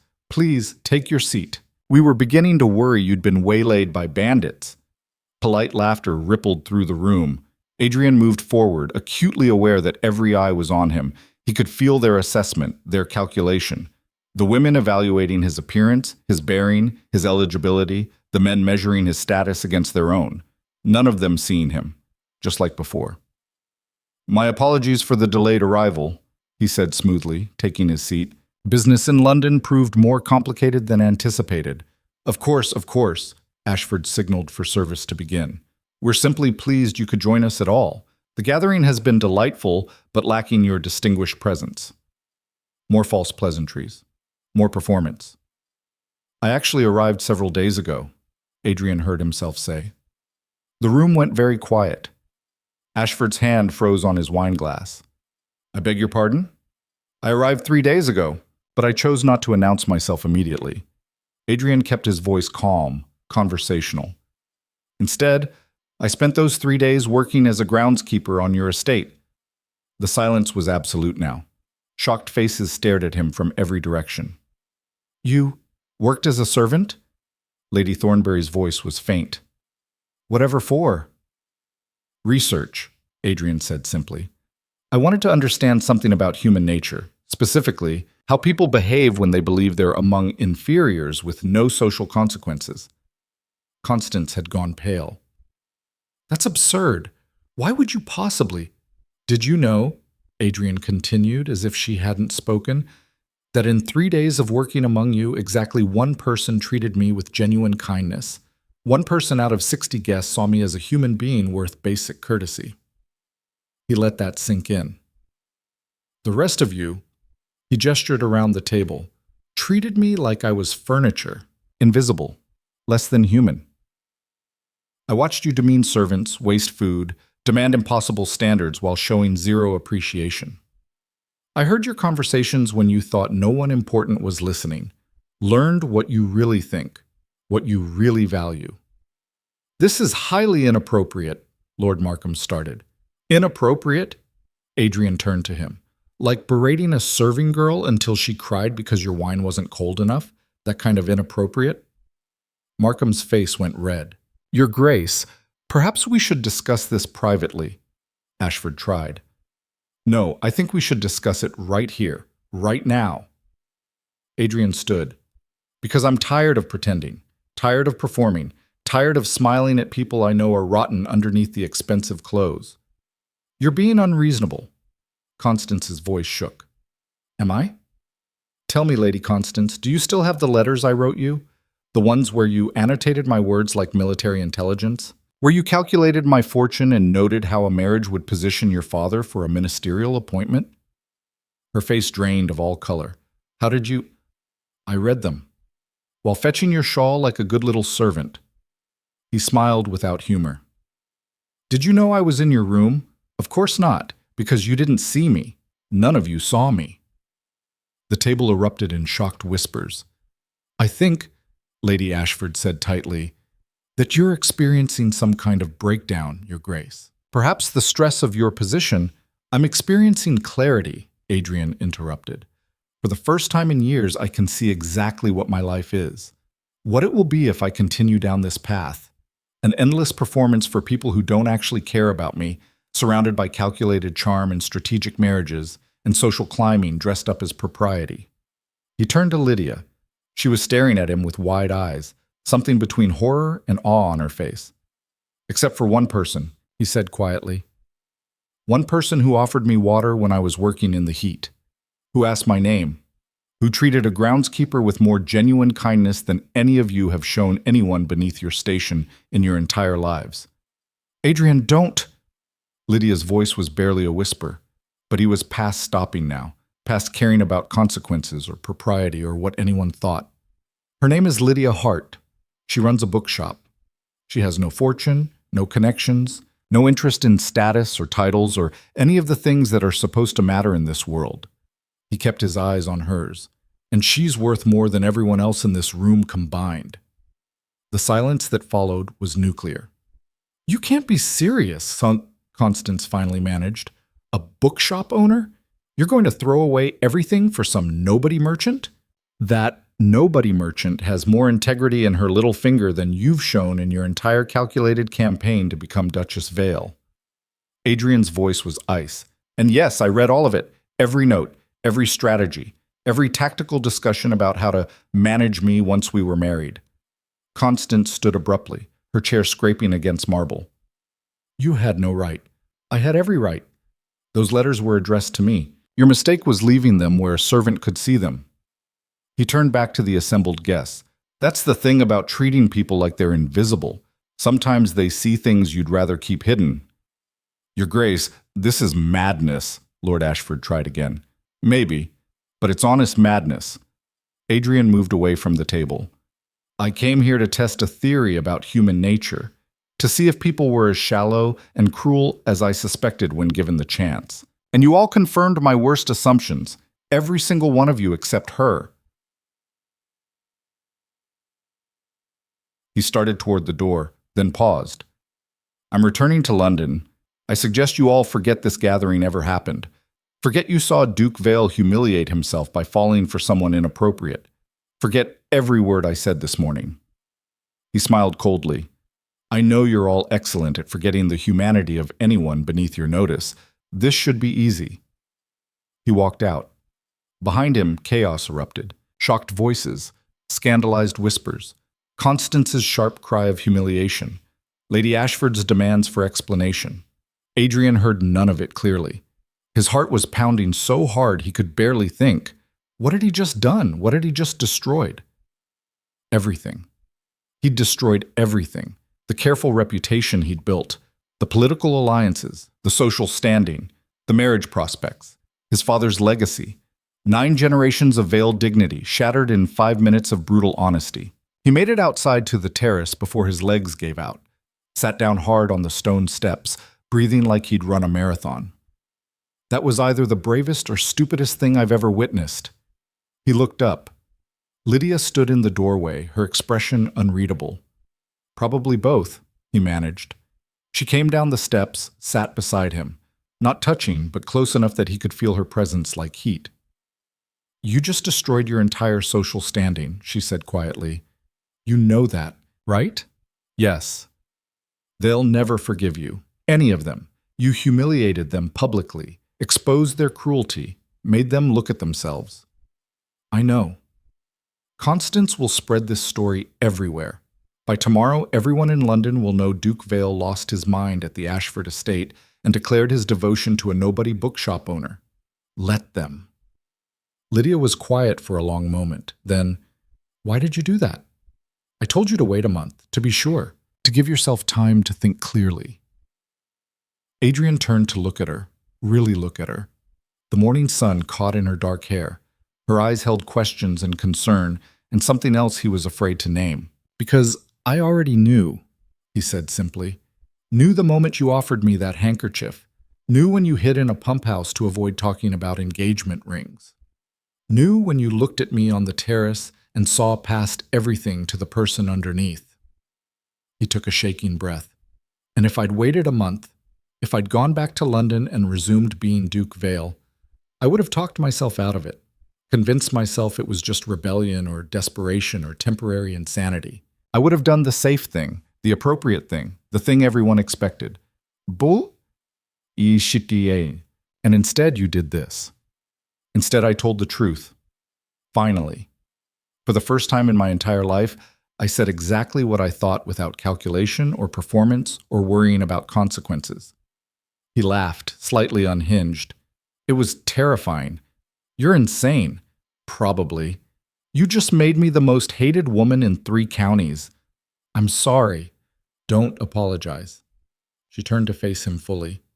"Don't you dare apologize for seeing me, for choosing truth over comfort, for having the courage to burn down your entire world rather than keep living a lie. Her voice cracked on the last words. Lydia, I told you to wait because I was scared, she said rapidly. Scared that what you felt was just rebellion. Scared that I was convenient rather than important. Scared that if I let myself believe this was real, you'd come to your senses and I'd be left with a shattered heart and a romantic fantasy that never had a chance. She wiped her eyes angrily. But you didn't wait. You didn't give yourself time to be sensible. You just chose. Publicly. Irrevocably. In front of everyone who matters in your world. They don't matter, you do. Adrian, I'm nobody. I sell books. I live in 2 rooms. I have nothing to offer you except myself, and that's not enough to rebuild what you just destroyed in there. It's more than enough. He reached for her hand, held it carefully. Lydia, I don't want another Constance, another person who sees me as a strategic advantage or a title to acquire. I want someone who sees me as a person, who challenges me, who's real even when it would be easier to perform. Your life is going to get very complicated very quickly. I know. They'll make me out to be a fortune hunter, a manipulator who seduced you while you were vulnerable. Let them try. I'll tell anyone who'll listen exactly how we met, how you offered kindness to a groundskeeper without knowing who he was, how you're the only genuine person I've encountered in years. That won't stop the gossip. I don't care about gossip. She pulled her hand away, stood up, paced the terrace with jerky, agitated movements. You should care. You should care about your reputation, your standing, your future. You should care that you just torched every bridge you've spent your life building. Why? He stood too, faced her. So I can go back to being miserable in a gilded cage? So I can marry someone I don't even like and produce heirs to carry on a legacy I don't believe in? So I can spend the next 40 years performing for people who wouldn't cross the street to help me if I actually needed it? So you can be who you are. Duke Adrian Vale, advisor to the king, manager of estates, keeper of a legacy? That's what I do, not who I am. He moved closer, and I'm tired of letting what I do define everything else. I want more than duty and obligation and endless performance. I want something real. You want me. Yes. Even though I'm impossible, even though I come from nothing and have nothing to offer, even though choosing me means giving up everything you've ever known. Especially because of that. He caught her hands, held them tightly. Lydia, you terrify me. This terrifies me. But the alternative, going back to that life, pretending I didn't see what I saw, marrying someone like Constance and dying slowly inside, that terrifies me more. She stared at him, tears streaming down her face now. This is insane. I know. We barely know each other. I know. Your entire world is going to come crashing down. Let it. Adrian. He kissed her. It was desperate and terrified and probably the worst-timed kiss in history, but he didn't care. He'd spent 3 days being invisible, a lifetime being what everyone else needed him to be, and in this moment he wanted to be exactly who he was. A man who'd found something real and was choosing it over everything else. She kissed him back, and for a moment, the world stopped. No scandalized guests, no destroyed reputation, no impossible future. Just this. Just them. When they finally broke apart, both breathing hard, Lydia pressed her forehead to his. You're absolutely insane, she whispered. Probably. This isn't going to be easy. I know. They're going to make our lives hell. Let them try. She pulled back enough to look at him. Her eyes were red from crying. Her hair was a mess, and she'd never looked more beautiful. If we do this, if we actually try to make this work, I need you to understand something, she said seriously. I won't change who I am. Won't become some society lady who hosts teas and makes polite conversation. I'm keeping my bookshop, my life, my independence. If you're expecting me to transform into a duchess, I'm expecting you to stay exactly who you are. He interrupted. That's the whole point. And you? Are you ready to deal with the fact that I don't know which fork to use at formal dinners? That I'd rather read than attend balls? That I have opinions about politics and literature and won't stay silent just because it's improper for women to speak their minds? Those are features, not flaws. Your peers won't see it that way. Then they're not my peers. He squeezed her hands. Lydia, I just burned down my entire social existence in front of 60 witnesses. There's no going back. No undoing this. So the question isn't whether I'm ready to deal with you being yourself. The question is whether you're ready to deal with the aftermath of what I just did. She was quiet for a long moment, searching his face for something, doubt maybe, or second thoughts. She wouldn't find any. 1 month, she said finally. You asked for 1 month, but you can't have it anymore because you just destroyed that option. A small smile. So instead you get 1 day, today. Come back to London with me. See my shop, my life. The reality of what you're choosing before the shock wears off and you realize what you've done. I already know what I've done. Humor me. And if I still want this after seeing your world, then we figure it out together. She took a shaking breath. But Adrian, if you wake up tomorrow and realize this was a mistake, if the reality doesn't match the fantasy, I need you to tell me. Don't stay out of guilt or obligation or because you made some grand gesture. Promise me. I promise. She nodded, then looked back toward the house. Through the windows, they could see chaos still unfolding. Guests gathering in agitated clusters. Constance being comforted by other ladies. Lord Ashford speaking urgently to several men. The wreckage of Duke Vale's reputation scattered across expensive marble floors. We should leave, Lydia said, before this gets worse. It can't get worse. Oh, it absolutely can. Constance looked ready to commit murder. And I think Lord Markham was about to challenge you to a duel. Let him. Adrian felt something wild and reckless rising in his chest. Let all of them come. I'm done hiding, done performing, done pretending. That's the anger talking. No, it's honesty. He turned to face the house, raising his voice.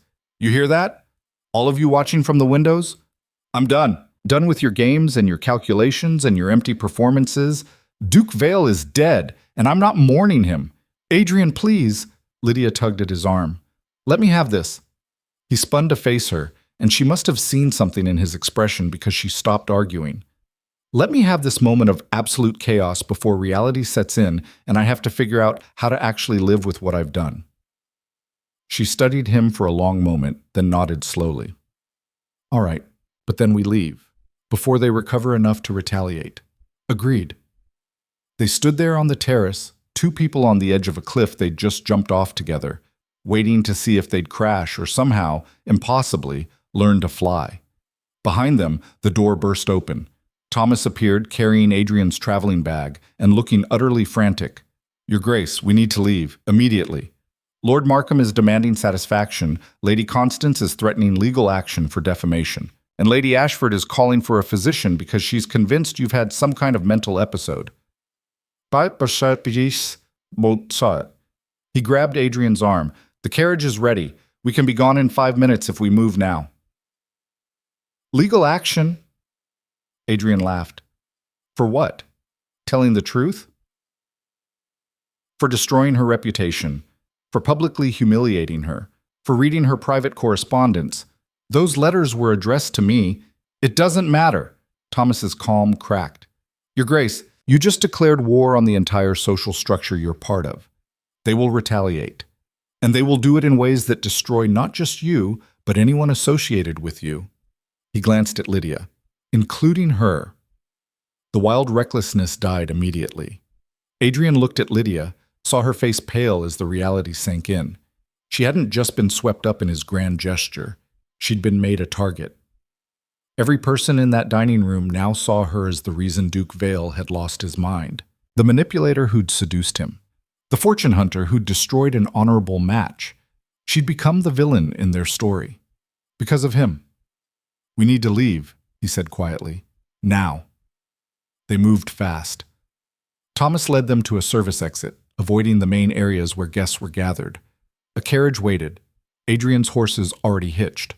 Within minutes, they were racing down the drive, leaving the Ashford estate behind in a cloud of dust and burned bridges. Inside the carriage, silence reigned. Adrian sat across from Lydia, watching emotions play across her face. Fear, anger, determination, regret. I'm sorry, he said finally. I didn't think about what this would do to you. I needed to tell the truth. and I destroyed you in the process." She looked at him for a long moment. Then, unexpectedly, she smiled. "You destroyed yourself. I'm just collateral damage." She leaned back against the cushions. "But you know what? I meant what I said before, about not apologizing for seeing me, for choosing truth." Her smile widened slightly, though maybe next time a little less public declaration and a little more strategic planning. Next time, if we survive this time, we will. You sound certain. I am.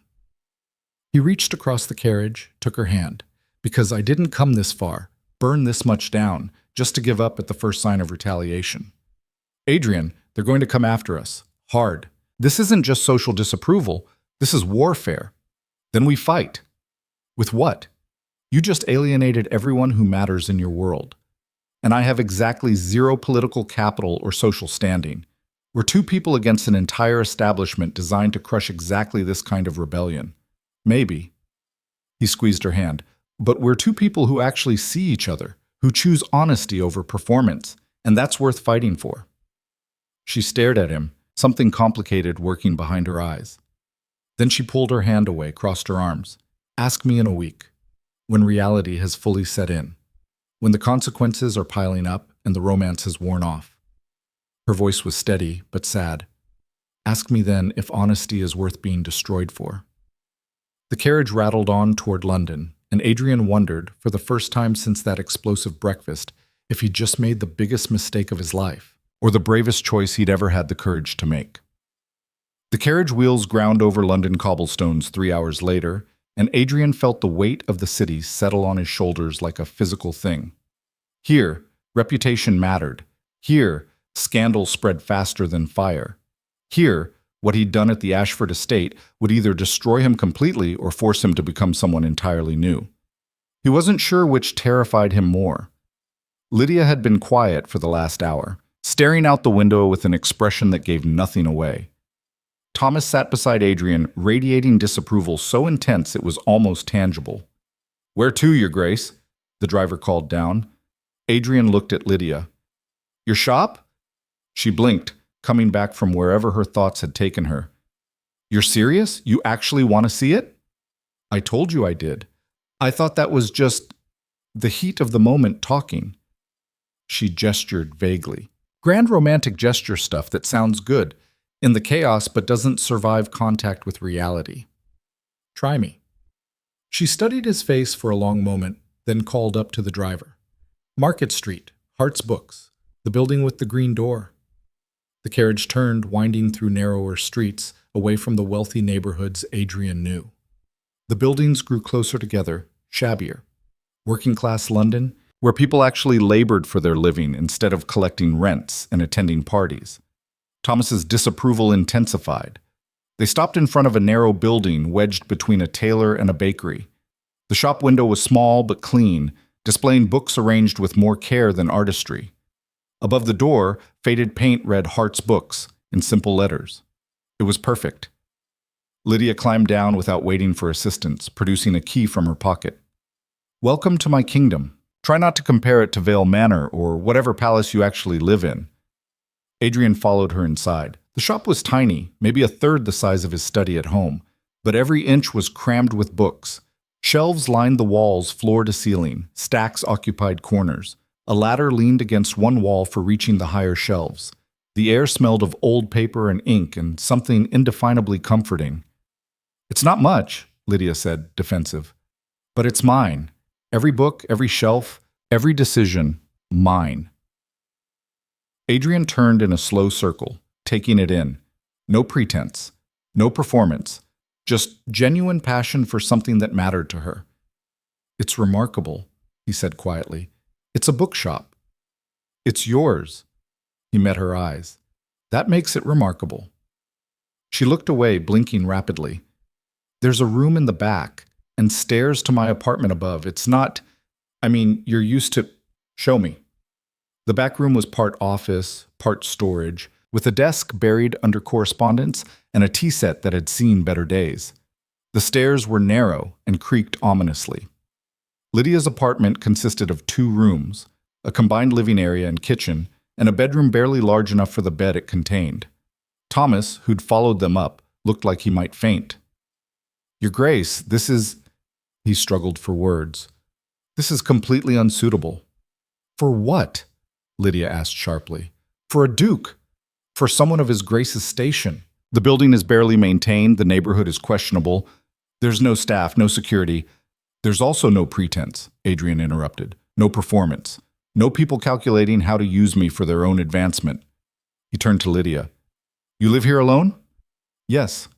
Run the shop by myself too, except for a boy who comes in the afternoons to help with heavy lifting and deliveries." She crossed her arms.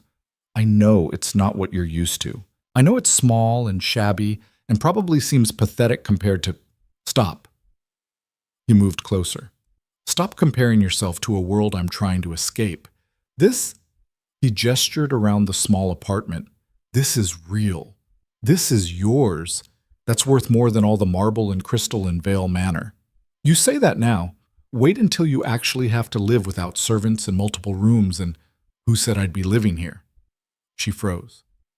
"What?" "I'm not asking you to give up your shop, Lydia. I'm not asking you to move into my world and become something you're not." He took a breath. "But I'm also not abandoning everything I am. I have responsibilities, estates, tenants, people who depend on me. I can't just walk away from all of it." "Then what exactly are you proposing?" "I don't know yet." The honesty felt dangerous.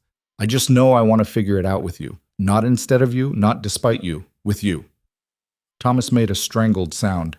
"Your Grace, this is madness. You can't possibly think you can maintain your position while involved with—" He caught himself, looked at Lydia. "Forgive me, Miss Hart, but the social realities are about to become my problem," Lydia finished flatly. "I know, trust me, I know exactly what I'm walking into." A knock at the door interrupted them. Lydia frowned, moved to the window. "It's my cousin Margaret." She looked back at Adrian. "This is about to get very complicated very fast." Margaret burst in moments later, breathless and wild-eyed. She saw Adrian and stopped dead. "You—" Her voice shook. "You're actually here. I thought— When the rumors started flying, I thought it was exaggeration, but you're actually here, in my cousin's apartment." "Hello, Margaret," Lydia said wearily. "Would you like tea, or are you here to yell at me?" "Yell at you? Lydia, do you have any idea what you've done? What he's done?" "The gossip is everywhere. Duke Vale lost his mind at the Ashford gathering, humiliated Lady Constance, declared his devotion to some nobody bookshop owner." She pressed her hands to her temples. "My husband is furious. Says our family's reputation is destroyed by association. Lady Ashford sent a message saying we're no longer welcome at her events. And Constance is threatening to ruin you, both of you." "Let her try," Adrian said calmly. Margaret whirled on him. "You don't understand. This isn't just social disapproval. Constance's father has connections, political power. He can destroy your standing, damage your estates, make your life hell. And he will, because you humiliated his daughter in front of everyone who matters." I told the truth about her character. The truth doesn't matter. What matters is that you exposed her scheming publicly, made her look like a calculating fortune hunter, and then threw her over for someone with no standing whatsoever. Margaret's voice cracked. "Do you understand what you've done to Lydia? She's going to be painted as a seductress, a manipulator, a woman who destroyed an honorable match for her own gain. Every door that was barely cracked open for her is now slammed shut." Lydia had gone very still. "Margaret, they're calling you a whore," Margaret said bluntly. "In polite language, but that's what they mean. A common woman who used her feminine wiles to trap a duke while he was vulnerable. They're saying you saw him working as a groundskeeper and saw an opportunity, that you played innocent to manipulate him." Adrian felt rage ignite in his chest. "Anyone who says that will answer to me directly." "And what will you do? Challenge the entire aristocracy to duels? Sue them for slander?" Margaret laughed bitterly. "Your Grace, you just declared war on your own class. They will destroy you both, and there's nothing you can do to stop it." Silence fell. Then Lydia spoke, her voice steady. "Get out, Margaret." "What?" "Get out of my apartment, out of my shop. If associating with me is so damaging to your family's reputation, then stop associating with me. Lydia, I'm trying to help. No, you're trying to convince me I've made a terrible mistake, that I should run away from this before it gets worse, that I should abandon Adrian to save myself. She moved to the door, opened it. I appreciate your concern, but I'm not a child who needs protecting from my own choices. So either support me or leave. Margaret stared at her cousin, something like hurt crossing her face. You're really choosing this? Choosing him? Even knowing what it'll cost you? Yes. Then you're a fool. Margaret swept toward the door, paused. When this all falls apart, and it will, don't come crying to me for help. You made your choice. She left in a rustle of expensive fabric and wounded pride. Lydia closed the door, leaned against it. Her hands were shaking.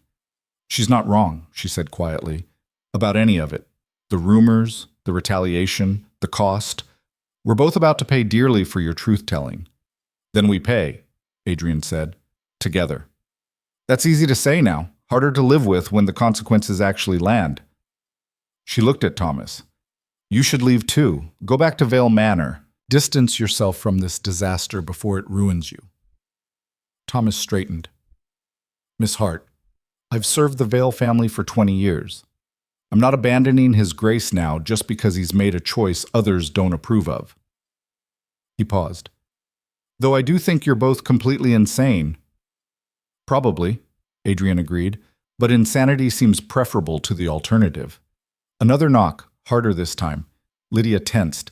If that's Margaret again, but it wasn't Margaret, it was William, the old groundskeeper from the Ashford estate, looking uncomfortable in his work clothes among the London buildings. Mr. William, Lydia stepped back in surprise. What are you doing here? Came to deliver something. He pulled an envelope from his coat. From Fletcher. He wanted his grace to have this before the vultures descended. Adrian took the envelope, broke the seal. Inside was a single sheet of paper covered in Fletcher's rough handwriting. Your Grace, whatever else happens, you should know that every person on the groundskeeping crew saw what you did. Saw you work alongside us, get your hands dirty, treat us like we mattered. And we saw how most of those guests treated you when they thought you were one of us. The truth you told at that breakfast? We've been living it for years. Glad someone finally had the spine to say it out loud. Also, for what it's worth, Miss Hart treated every servant at that gathering with respect, asked names, said thank you, looked people in the eye. She's good people, the kind worth fighting for. Don't let the bastards grind you down. Fletcher Adrian read it twice, feeling something tight in his chest loosened slightly. What is it? Lydia asked. He handed her the letter, watched her read it, saw her eyes go bright with tears. He's right, you know, William said gruffly. About all of it. You were the only guest who saw us as people, Miss Hart. And His Grace, well, he learned what we've known all along, that most of the fancy folk are rotten underneath the polish. He nodded to Adrian. What you did took guts, stupid guts maybe, but guts nonetheless. Thank you, Adrian managed. Don't thank me yet. The fight's just starting. William moved to the door. But when it gets ugly, and it will, remember you're not alone.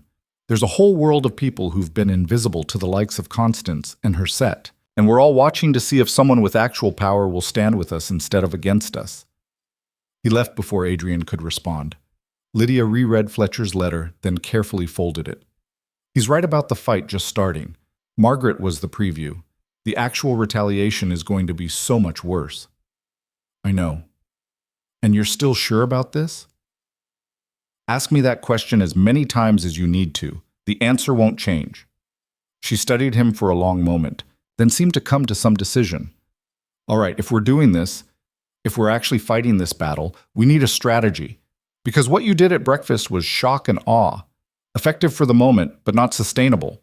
They'll regroup, come at us with everything they have, and if we don't have a plan, they'll crush us.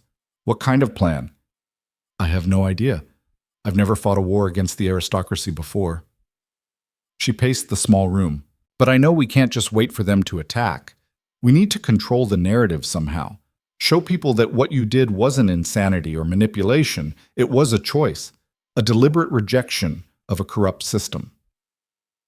Thomas cleared his throat, If I may, Your Grace. The Miss Hart raises a valid point. The story being told right now is that you had a breakdown, or were seduced, or both. That narrative will harden into accepted fact within days unless we counter it. How do we counter it? With truth, Lydia said slowly. The same thing you used at breakfast, but bigger, more public, more undeniable. She turned to Adrian. You have power, real power. You advise the king. You manage estates. You have influence over hundreds of lives. Use that. Show people that you're not having a breakdown. You're making a deliberate choice to use your power differently. I'm listening. What if... She hesitated, then pushed forward. What if you actually changed how you manage your estates? Treated your staff like Fletcher's letter says you did at Ashford. Paid them fairly, respected them, gave them dignity, and then you made it public. Showed the world that Duke Vale isn't running away from responsibility. He's redefining what responsibility means. Adrian felt something click into place. You're talking about reforming the estate system. I'm talking about practicing what you preached at that breakfast. You said you were tired of people treating servants like they're less than human. Prove it. Make your estates a model for how things could be different. That would be radical, Thomas said quietly. Potentially devastating to profit margins. Maybe. Lydia's eyes were bright now, energized. Or maybe it would show other estate holders that there's a different way, that you can have wealth and power without cruelty, that genuine respect is possible even with inequality. Adrian's mind was racing. It was risky, unconventional, exactly the kind of thing that would either cement his reputation as a madman or force people to actually examine the systems they'd taken for granted. It could work, he said slowly, but it would take time. And we'd need to move fast before Constance's father can do real damage. Then we start tomorrow. Lydia moved to her desk, started pulling out paper. We document everything. Write it all down. Your reasons, your intentions, your plans for reform. And then we publish it. Make it public before they can control the narrative. Publish it where? Newspapers, pamphlets, anywhere people will read it. She looked up. You have the truth on your side, Adrian. You witnessed real cruelty from people who think their status makes them untouchable, and you chose to stand against it. That's a story people will care about, especially the people who've been on the receiving end of that cruelty their entire lives. Thomas was nodding slowly. It's bold, possibly suicidal, but it might actually work. Or it might make everything worse, Adrian said. It's already as bad as it can get, Lydia countered. You declared war at that breakfast. Now we need to actually fight it. And we fight with the only weapon that matters, the truth about what you saw and why you chose to walk away from it. Adrian looked at her. This woman he barely knew but somehow understood completely, and felt something settle in his chest. Not certainty exactly, but purpose, direction. The sense that maybe, just maybe, this wasn't just personal rebellion, but something larger. All right, he said. Let's fight. They worked through the night. Adrian wrote out everything, his reasons for the disguise, what he'd witnessed, the specific cruelties and calculations he'd seen. Lydia edited, sharpened, made it less about personal grievance and more about systematic problems. Thomas, after initial protests, contributed details about estate management and ways the proposed reforms could actually work. By dawn, they had something. Not a manifesto, exactly, more like a confession and a challenge. Duke Adrian Vale admitting he'd disguised himself to test human nature, describing what he'd found, and laying out a vision for how power could be exercised differently. With respect, with dignity, with actual humanity. It's going to make people furious, Lydia said, reading it over for the 10th time. Good. Adrian stood, stretched muscles cramped from hours of writing. Let them be furious. At least they'll be talking about the actual issues instead of just gossip about my supposed breakdown. Some will still call you insane, and some might actually listen, might see their own behavior reflected in what I'm describing and feel something like shame. He looked at the pages scattered across Lydia's desk. Is it enough? I don't know, but it's honest. That's something. Thomas returned from whatever errand he'd disappeared on an hour ago, carrying newspapers. His expression was grim. You need to see these, Your Grace. The headlines were brutal. Duke Vale's shocking breakdown at Ashford Estate. Constance Whitmore humiliated by unstable noblemen. Has Duke Vale lost his mind? The articles were worse. They painted Adrian as mentally unstable, possibly suffering from exhaustion or drink. They portrayed Lydia as a conniving opportunist who'd seduced him while he was vulnerable.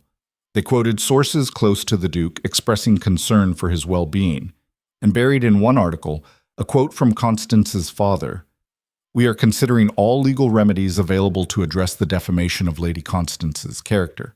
Duke Vale's behavior was unconscionable and will not go unanswered." They're moving fast, Thomas said grimly, and they have the resources to do real damage. Adrian read through the articles, feeling cold rage settle in his stomach. Everything he'd said, everything he'd witnessed, reduced to symptoms of instability. His choice to stand with Lydia painted as evidence of impaired judgment. "This is what we're up against," he said quietly. "They're not going to engage with the substance. They're just going to attack credibility until no one listens. Then we make them listen." Lydia took the newspapers, scanned them quickly. "These articles are defensive, scared. They're trying to discredit you before anyone asks why you did what you did. That means we're onto something." She grabbed their written confession. "We need to get this published, today, before their narrative hardens any further." "How?" "Every newspaper in London is owned by someone with ties to the families we just alienated." Lydia smiled, sharp and determined.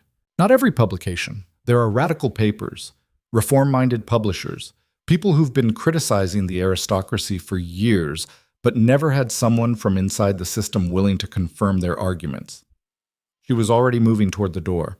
"I know a few editors, people who shop here, who trust me. Give me 2 hours." She was gone before Adrian could argue. Thomas watched her go with something like respect. She's either brilliant or insane. Both, probably. Adrian looked at the newspapers again, at the poison they were spreading. "Thomas, I need you to do something for me." "Your Grace? Go to Vale Manor, gather every staff member, every servant, groundskeeper, stable hand, cook, everyone. Tell them I'm coming back tomorrow, and I need to speak with all of them, together." "May I ask why?" "Because if I'm going to reform how estates are run, I should start with my own. And the people who actually do the work should have a say in how it's changed." Thomas stared at him. "Your Grace, that's unprecedented. Masters don't consult with servants about estate management." "Then I'll be the first." Adrian met his eyes. "You told me yesterday to figure out what kind of man I wanted to be and have the courage to become that man. This is me having that courage." Thomas was quiet for a long moment. Then slowly he smiled. "Your father would have thought you were insane. My father married for duty, lived for obligation, and died exhausted and unhappy. I'd rather be insane than repeat that pattern." "Fair enough, Your Grace." Thomas moved toward the door. "I'll have everyone assembled by tomorrow afternoon, but be prepared. This is going to cause even more scandal." "Let it." Adrian looked around Lydia's small apartment, at the evidence of a life built on genuine passion rather than inherited obligation. "I'm done caring about scandal. I care about being someone worth the faith Lydia's showing in me." "Then don't let her down," Thomas said simply, and left. Adrian spent the day in Lydia's shop, watching her work. She had a steady stream of customers, working people mostly, coming in during breaks or after shifts to browse, to buy, to talk about books with someone who actually listened. Lydia knew most of them by name, remembered their preferences, recommended titles based on previous purchases. She treated every person who walked through that door with the same genuine interest she'd shown him in the gardens. It was remarkable. Around midday, a well-dressed woman entered, older, sharp-eyed, carrying herself with the authority of old money. She looked around the shop with barely concealed disdain. "Is the proprietor available?" she asked a young man browsing the shelves. "That's me," Lydia called from behind the counter. "How can I help you?" The woman turned, assessment in her eyes. "Ah, so you're the notorious Miss Hart."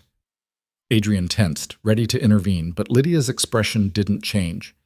"If by notorious you mean I run a bookshop and refuse to apologize for treating people with basic decency, then yes, I suppose I am." Her voice was pleasant but firm. Are you here to browse or to deliver some message from whoever sent you? I came of my own accord. The woman moved closer. My name is Lady Eleanor Frost. I've known Duke Vale since he was a boy, and I'm trying to determine whether you're a clever opportunist or genuinely worthy of the chaos you've caused. Does it matter what I say? You've already made up your mind based on gossip. Actually, I haven't. Lady Eleanor picked up a book from the display, examined it. The gossip says you're a fortune hunter who seduced Adrian while he was vulnerable. But the gossip also said Duke Vale was too smart to be seduced by anyone. So those narratives don't quite align. Your point? My point is that I'd like to hear your version, directly, before I decide whether to defend you or condemn you to my considerable social circle. Lydia looked at her for a long moment, then gestured to the back room. Tea? They disappeared into the back. Adrian wanted to follow, to protect Lydia from whatever interrogation was coming. But something told him she could handle herself. 10 minutes later, they emerged. Lady Eleanor's expression had shifted from skeptical to thoughtful. You're either the most honest person I've met in years, or the best liar, she said to Lydia. I'm inclined to believe the former. Why? Because you could have flattered me, tried to win me over, played to my vanity. Instead, you told me exactly why you think most of my social circle is morally bankrupt, and why you have no interest in joining it. Lady Eleanor actually smiled. That takes either courage or stupidity, possibly both. I've had enough of performing for people who don't actually see me, Lydia said simply. If my honesty offends you, there's the door. Oh, it doesn't offend me, it refreshes me. Lady Eleanor set down the book she'd been holding. I'm going to do something incredibly foolish, Miss Hart. I'm going to support you, publicly, at tonight's gathering at the Ashford house, where everyone will be discussing Adrian's shocking behavior. I'm going to argue that perhaps he's the first person in our entire class to actually examine his conscience and act on it. Adrian stepped forward from where he'd been watching. Lady Eleanor. She turned, unsurprised. I knew you were lurking somewhere. Hello, Adrian. Enjoying your descent into social suicide? Immensely. He moved to stand beside Lydia. But I can't ask you to defend us. The cost to your own standing? I'm 73 years old, wealthy beyond reason, and bored to tears by the endless performance of aristocratic life. What exactly can they do to me? She smiled. Besides, you're right. About all of it. The cruelty, the calculation, the way we treat anyone beneath our station like they're barely human. I've been watching it for decades, hating it quietly, and doing nothing because change seemed impossible. She looked between them. But you're actually trying to change it, so the least I can do is make sure you don't get destroyed in the attempt. Why? Lydia asked bluntly. Why risk anything for us? Because I'm tired of living in a world where kindness is weakness and honesty is naivety. And because watching Adrian choose integrity over convenience gives me hope that maybe, just maybe, things can actually be different. Lady Eleanor moved toward the door. Publish your confession, Adrian. Make it public. I'll ensure it gets discussed in circles that matter, and I'll defend its substance even when others attack your sanity. She left before they could respond. Lydia stared at the closed door. Did that actually just happen? I think so. Adrian felt something like hope unfurling in his chest. We have an ally. One ally against an entire establishment. Better than none. By evening, Lydia had secured publication. 3 different papers, all reform-minded, all eager for a story from inside the aristocracy, agreed to run Adrian's confession verbatim. It would appear in morning editions across London. This is it, Lydia said, holding the final proof. Once this prints, there's no taking it back, no pretending it was a momentary lapse in judgment. You'll be officially committed to this path. I'm already committed. Adrian took the proof, read through it one more time. His words, his truth, his choice, all laid out for public consumption and judgment. Last chance to reconsider, she said softly. Are you trying to talk me out of it? I'm trying to make sure you know what you're doing. Once this is public, the retaliation will be immediate and brutal. Constance's father will move against your estates. Your peers will ostracize you completely. The king might even distance himself to avoid the scandal. And And you'll lose everything you've spent your life building. Not everything. He set down the proof, turned to face her fully. I'll have the truth. I'll have integrity. I'll have you, if you'll have me. And I'll have the chance to actually use my power for something that matters instead of just maintaining a system I despise. Lydia's eyes were bright. You're sure? More sure than I've been about anything in my life. She kissed him then, fierce and desperate and full of something that felt like belief. When they broke apart, both breathing hard, she kept her forehead pressed to his. Then we do this, she whispered. Together, all the way. All the way, he agreed. The papers hit the streets at dawn. By mid-morning, London was in chaos. Adrian's confession spread like wildfire, passed from hand to hand, read aloud in taverns and coffee houses, discussed in markets and factories and anywhere working people gathered.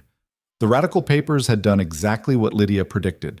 They'd given voice to frustrations that had been building for generations, and Adrian had confirmed it all from inside the system. The aristocracy's response was immediate and furious. Denunciations poured in. Adrian was called everything from delusional to dangerous. Several families formally cut ties with the Vale estate. Constance's father issued a statement threatening legal action. But something else was happening too. Letters started arriving at Lydia's shop, dozens of them, then hundreds. From servants, from working people, from anyone who'd ever been treated as invisible by those with power.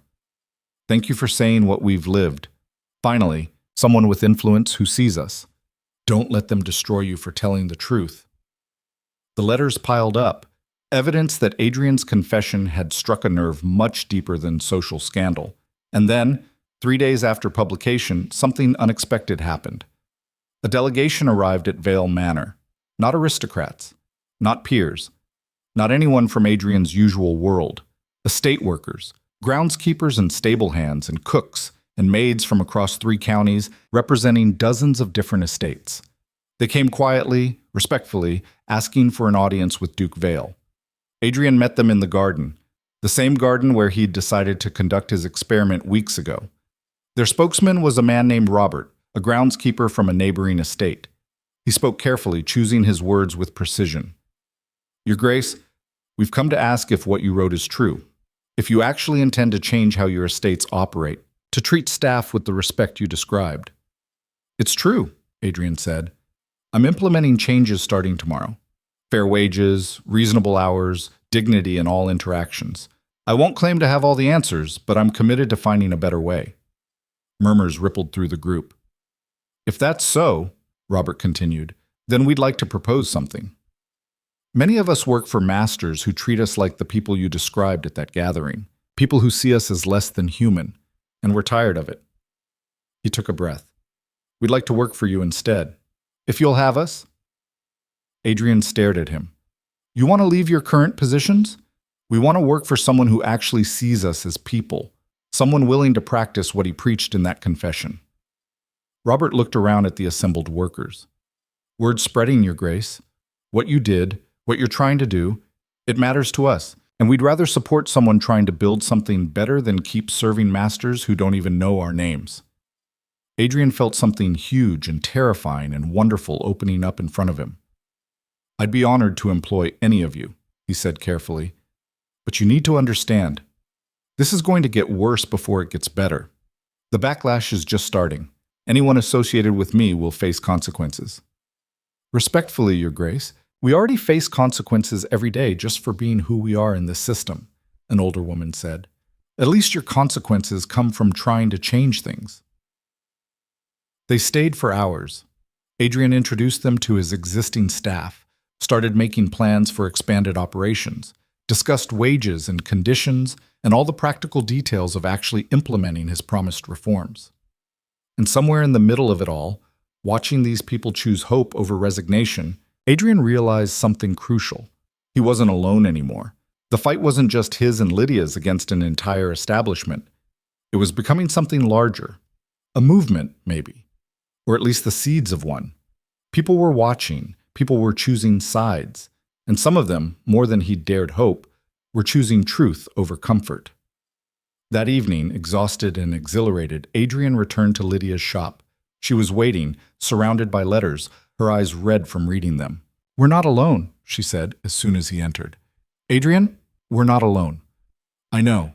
I had 50 people show up at Vale Manor wanting to work for someone who actually sees them as human. I had 300 letters today. 300 from people saying they're watching what we do, saying they're ready for things to change." She stood, moved to him. "This is bigger than us now." "That's terrifying. That's powerful." She took his hands. "We started something, and I don't think we can stop it even if we wanted to." Before Adrian could respond, Thomas burst in, looking more animated than Adrian had seen him in years. "Your Grace, you need to see this." He thrust a newspaper at Adrian. "Page 3. Adrian found the article. It was a piece by Lady Eleanor Frost, published in one of London's most prestigious papers. Not a radical publication, but one read by the aristocracy itself. The headline read, "Perhaps Duke Vale isn't mad. Perhaps we are." The article was devastating. Lady Eleanor methodically dismantled every argument against Adrian, then turned her considerable intellect on the system itself. She described decades of casual cruelty she'd witnessed, named specific instances of aristocratic abuse, and concluded with a challenge to her peers: examine your own behavior before you judge Duke Vale for refusing to participate in it any longer. "She actually did it," Lydia breathed. "She used her position to amplify what we're saying." "And she won't be the last," Thomas said. "I've heard from 3 other families, quietly mind you, expressing interest in Adrian's reforms. They're not ready to make it public, but they're watching." Adrian read the article again, hardly believing it. Things are shifting. "The old guard is still furious," Thomas warned. "Constance's father is pushing harder for legal action, but the conversation is changing. People are actually asking questions instead of just dismissing you as insane." Lydia moved to the window, looked out at the darkening street. "We've got momentum. But momentum isn't victory. They'll adapt, find new ways to attack. This is just the beginning." "Then we keep fighting," Adrian said. "Keep telling the truth. Keep showing there's a different way." "Together," she agreed. "Together." Outside, London continued its endless churn. But inside Lydia's small shop, surrounded by evidence that their impossible choice had resonated with people who'd been waiting for someone to choose differently, Adrian felt something he hadn't felt in years. Not certainty, not security, but genuine hope that maybe, just maybe, burning down his old life would create space for something better to grow. The battle wasn't over. But for the first time since that explosive breakfast, they weren't just defending themselves. They were actually winning. The winning didn't last. 3 days after Lady Eleanor's article, Constance's father made his move. Lord Whitmore was a man who understood power, how to accumulate it, how to wield it, and how to destroy anyone who threatened it. His retaliation was surgical and devastating. First, he called in political favors. 2 of Adrian's key allies on the King's Council suddenly withdrew their support for a land reform bill Adrian had been championing. Then creditors who'd extended generous terms to the Vale estates for years abruptly demanded immediate payment. Minor infractions on estate properties, violations Adrian didn't even know existed, were suddenly enforced with maximum penalties. It was economic warfare disguised as bureaucratic procedure. "They're trying to bankrupt you," Thomas said grimly, reviewing the mounting bills. "If you liquidate assets to cover these demands, you'll lose the capital needed to implement your reforms. If you don't pay, they'll seize property through legal channels." Adrian stared at the numbers. "How long do we have?" 2 weeks, maybe 3 if we're lucky." "That's not enough time to know, Your Grace. It's not." Lydia had been quiet through this exchange, reading through the legal documents with a focus that made Adrian nervous. When she finally looked up, her expression was troubled. "This isn't just about money. They're trying to prove you're incompetent, that your reforms are financially unsustainable. If they force you into bankruptcy, it discredits everything you've been saying about a better way to manage estates. So what do? We need capital, fast, and we need it from sources that won't cave to Whitmore's pressure." She bit her lip, thinking, what about the people who wrote those letters? The ones supporting what you're doing? They're working people, Lydia. They don't have the kind of money we need. Not individually, no. But collectively? She started pulling out letters, scanning them. Look at this. A merchant guild offering support. A cooperative of craftsmen. Factory workers pooling resources. What if we asked them to invest in the Vale estates? Not as charity, but as actual stakeholders in proving this model works. Thomas looked skeptical. Your Grace, borrowing from commoners would be seen as revolutionary, Lydia interrupted, which is exactly the point. You're not trying to preserve the old system. You're building something new.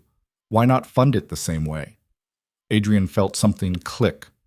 A cooperative ownership model. Workers and craftspeople investing in estate operations, sharing in the profits if we succeed. It would completely undermine traditional financing structures, Thomas warned. Good. Those structures are part of the problem. Adrian stood, energized. Draft the proposal.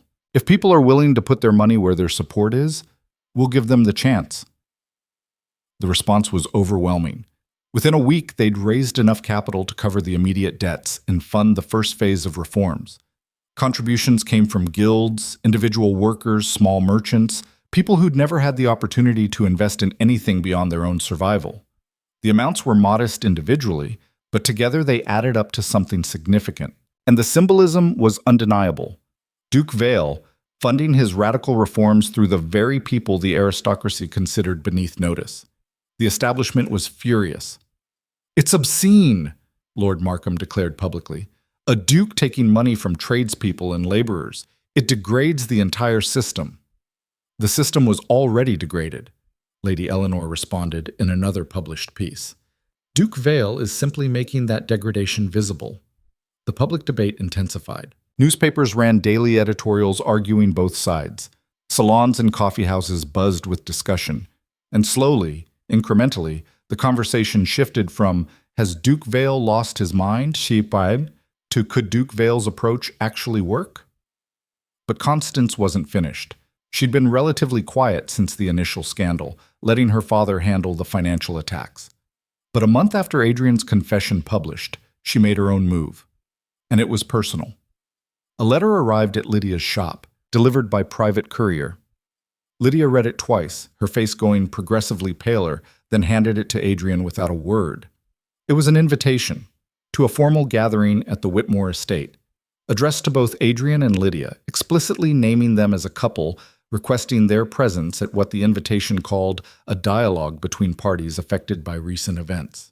"It's a trap," Lydia said flatly, obviously. Adrian reread the formal language, looking for the hidden blade. But what kind of trap? The kind where they publicly humiliate us in front of everyone who matters. Where Constance gets to play the magnanimous victim graciously attempting reconciliation while actually destroying whatever credibility we've built. So we decline and look like cowards, like we can't face the consequences of what we've done? Lydia shook her head. Either way, they win. If we go, they control the environment. If we don't, they claim we're hiding. Adrian crumpled the invitation. "I'm tired of their games." "Then change the game." Lydia met his eyes. "We accept the invitation, but we don't play by their rules. We go in there and we do exactly what you did at that breakfast. Tell the truth. All of it, in front of everyone, on their territory." That's insane. So was disguising yourself as a groundskeeper.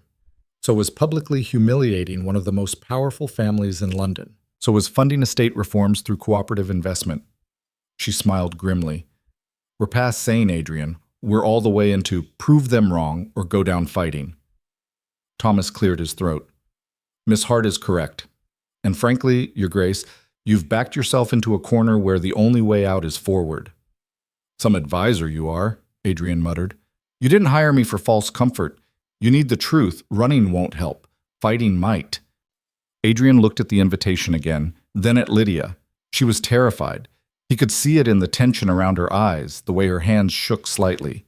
But she was also determined, ready to walk into the lion's den because retreat wasn't an option anymore. He'd done this to her, pulled her into his battle, made her a target.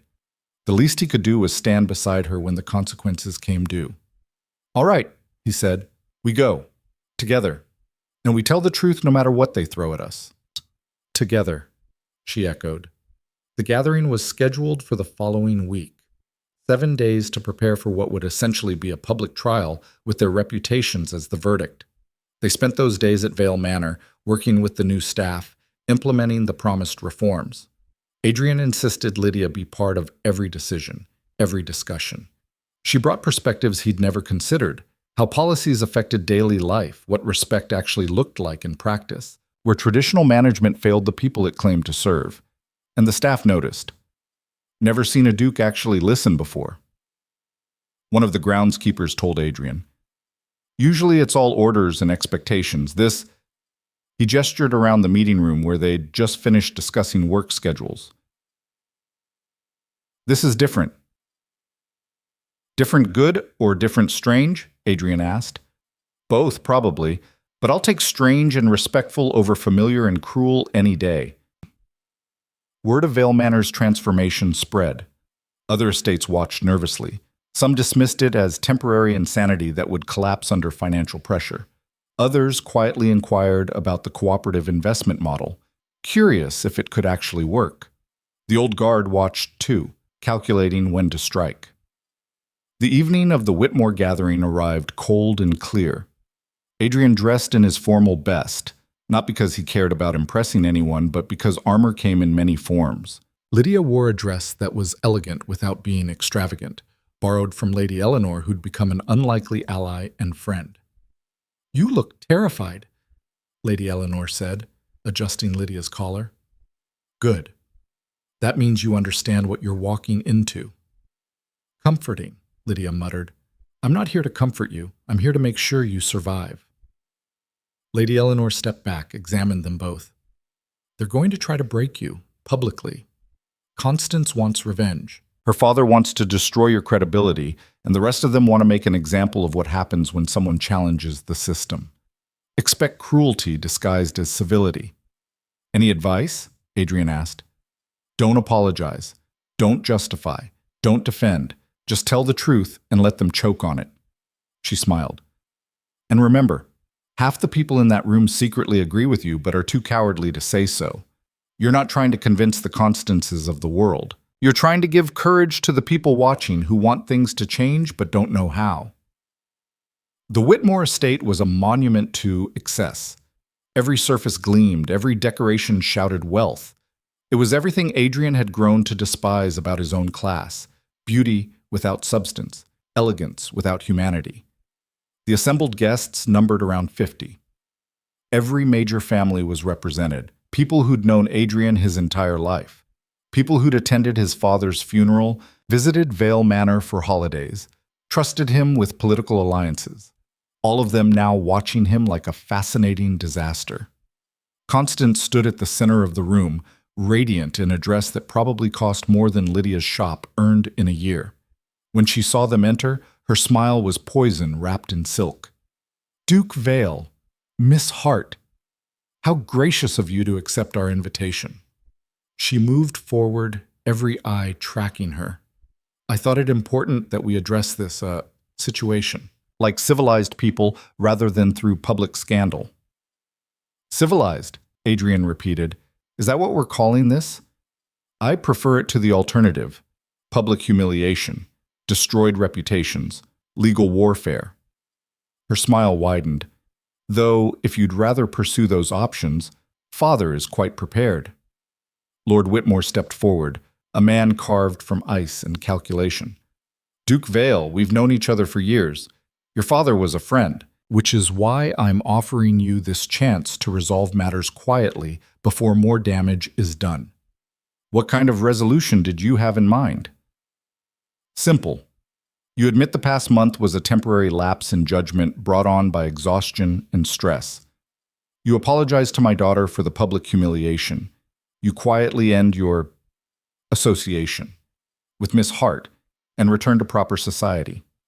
In exchange, I withdraw the financial pressure and we all move forward as if this unfortunate episode never occurred." The room was silent, everyone waiting for Adrian's response. Lydia's hand found his, squeezed once. "No," Adrian said clearly. Whispers erupted. "I beg your pardon?" Whitmore's voice went cold. "No, I won't apologize for telling the truth. I won't pretend the past month was temporary insanity. And I certainly won't end my relationship with Lydia because you find it inconvenient. Adrian looked around the room. I came here because you invited me, but I'm not here to negotiate my surrender. Then why are you here? Constance's voice shook with barely controlled fury. To give you the same thing I gave Lord Ashford's guests. The truth. He released Lydia's hand, stepped forward. All of you watched me grow up. Watched me become Duke Vale. Watched me play the role expected of me. And not once, not one single time, did any of you ask if I was happy. If the system we all participate in was right. If treating human beings like property because they work for us instead of with us was something we should question. This is hardly the place, someone started. This is exactly the place.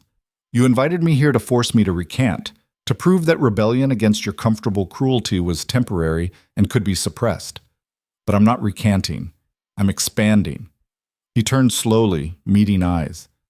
I disguised myself as a groundskeeper because I needed to see who you all really were when you thought no one important was watching. And I saw exactly what I expected: casual cruelty, calculated manipulation, and complete disregard for anyone beneath your notice. That's a gross exaggeration, Lord Markham protested. Is it? Tell me, Markham, do you know the names of your servants, any of them? Can you tell me the name of the person who prepared your dinner tonight, the one who maintains your gardens, the one who cleans your chambers? Silence. That's what I thought. Adrian's voice cut across the room. You don't know because you don't see them. They're invisible to you. Furniture that happens to move and follow orders. We pay them fairly for their work, Whitmore tried. You pay them the minimum you can get away with while extracting maximum labor. That's not fairness. That's exploitation with extra steps. Adrian's anger was rising now, controlled but intense. And when someone like me decides to actually treat people with dignity, to share profits with the people who create them, to build something based on respect instead of fear, you try to destroy it. Because if my approach works, it proves yours is morally bankrupt. The room erupted in outraged voices. Adrian let them argue, let the chaos build, then raised his hand for silence. But here's what you don't understand, he continued. I'm not alone anymore. The reforms at Vale Manor are funded by cooperative investment from the very people you consider beneath notice. Hundreds of working people putting their money and faith in proving there's a better way. And it's working. Productivity is up. Satisfaction is up. Loyalty is absolute. Because, and this might shock you, people actually work harder when they're treated like human beings instead of tools. This is socialist nonsense, someone shouted. It's practical economics backed by genuine humanity. Try it sometime. Adrian turned to Constance. And as for you, I'm sorry I humiliated you publicly. That was cruel and I regret it. But I'm not sorry I rejected a marriage that would have been built on calculation rather than connection. You never saw me as a person, Constance. You saw me as an acquisition, a title to claim. And I'd rather die alone than spend my life with someone who loves what I have instead of who I am. Constance's face was scarlet. How dare you?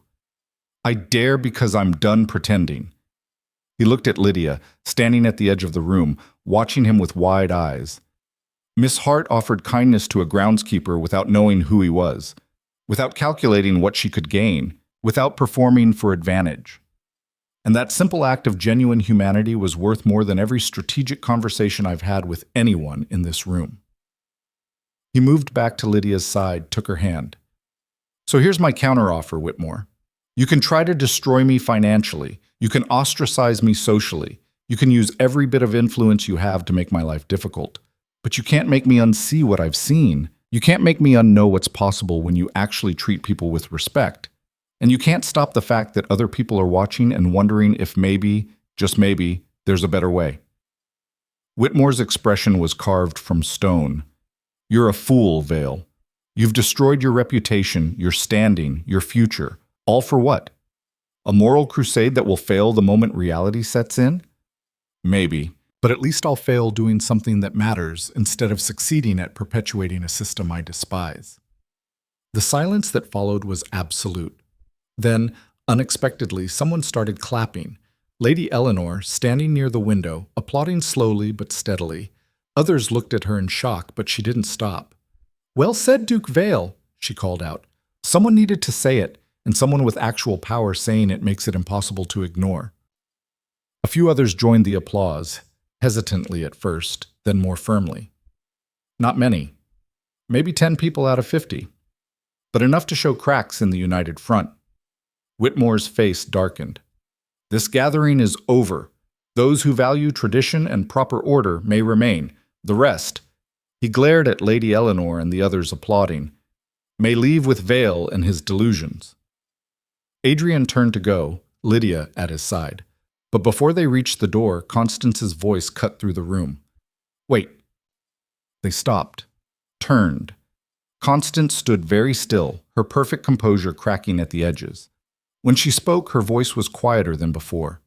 "You really meant it, didn't you? All of it. The disguise, the test, the rejection. It wasn't a game or a strategy or temporary madness. You actually believe everything you just said." "Yes." She laughed, but it sounded broken.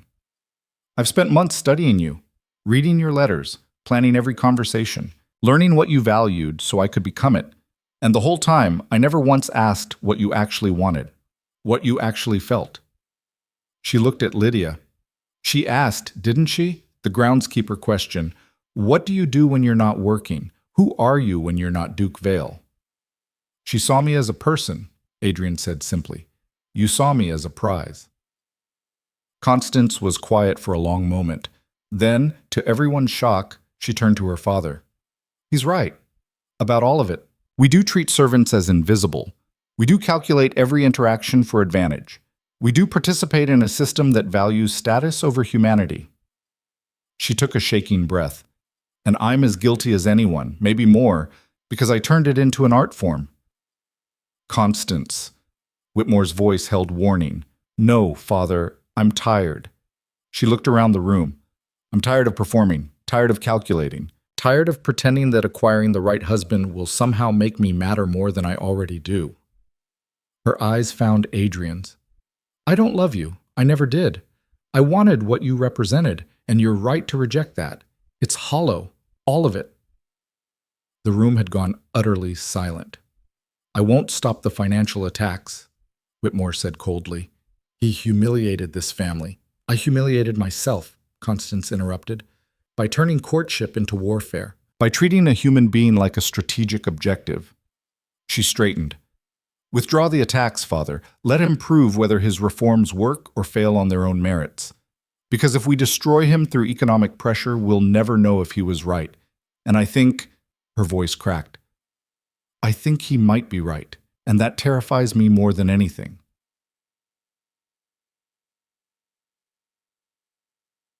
Whitmore stared at his daughter like he'd never seen her before. Then, slowly, he nodded. "Very well, the financial pressure ends.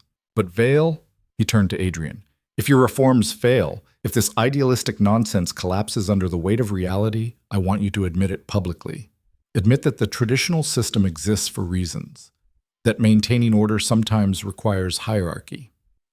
And if they succeed, then I'll have to reconsider some very fundamental assumptions about how the world works." Whitmore didn't sound happy about it, which I suspect is your actual goal. Adrian extended his hand. After a long moment, Whitmore shook it. The gathering dissolved after that. Some guests left with Adrian and Lady Eleanor. Others stayed, clustering around Whitmore and the old guard. The room literally divided along ideological lines. Outside, breathing cold night air, Lydia leaned against Adrian and laughed shakily. "Did that actually just happen? Did Constance actually defend you?" "I think she defended honesty, which happened to align with defending me." Adrian looked back at the manor. "She's not a villain, Lydia. Just someone who was taught the wrong things about what matters. And you think she can unlearn them? I think we're all capable of change if we're brave enough to try." He kissed her forehead. "You made me brave enough. Maybe watching us will make others brave enough too." The next 6 months were brutal. Implementing the reforms was harder than Adrian had anticipated. Traditional supply chains balked at dealing with cooperatively funded estates. Other landholders tried to poach his workers with promises of easier conditions. The legal complexities of shared ownership required entirely new frameworks, but slowly, incrementally, it worked. Productivity increased. Worker satisfaction soared. Innovation flourished when people felt invested in outcomes rather than just following orders. And the financial returns, once the initial restructuring settled, were actually better than the traditional model. Other estates started inquiring about the cooperative investment approach. A few brave landholders implemented modified versions.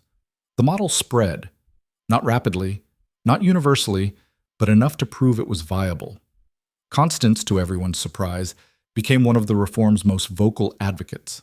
She traveled to different estates, speaking about the calculations she'd made and the humanities she'd ignored. Her public transformation from strategic matchmaker to reform activist was remarkable and genuine. "I spent my whole life treating people like chess pieces," she told Adrian during one of their now occasional meetings.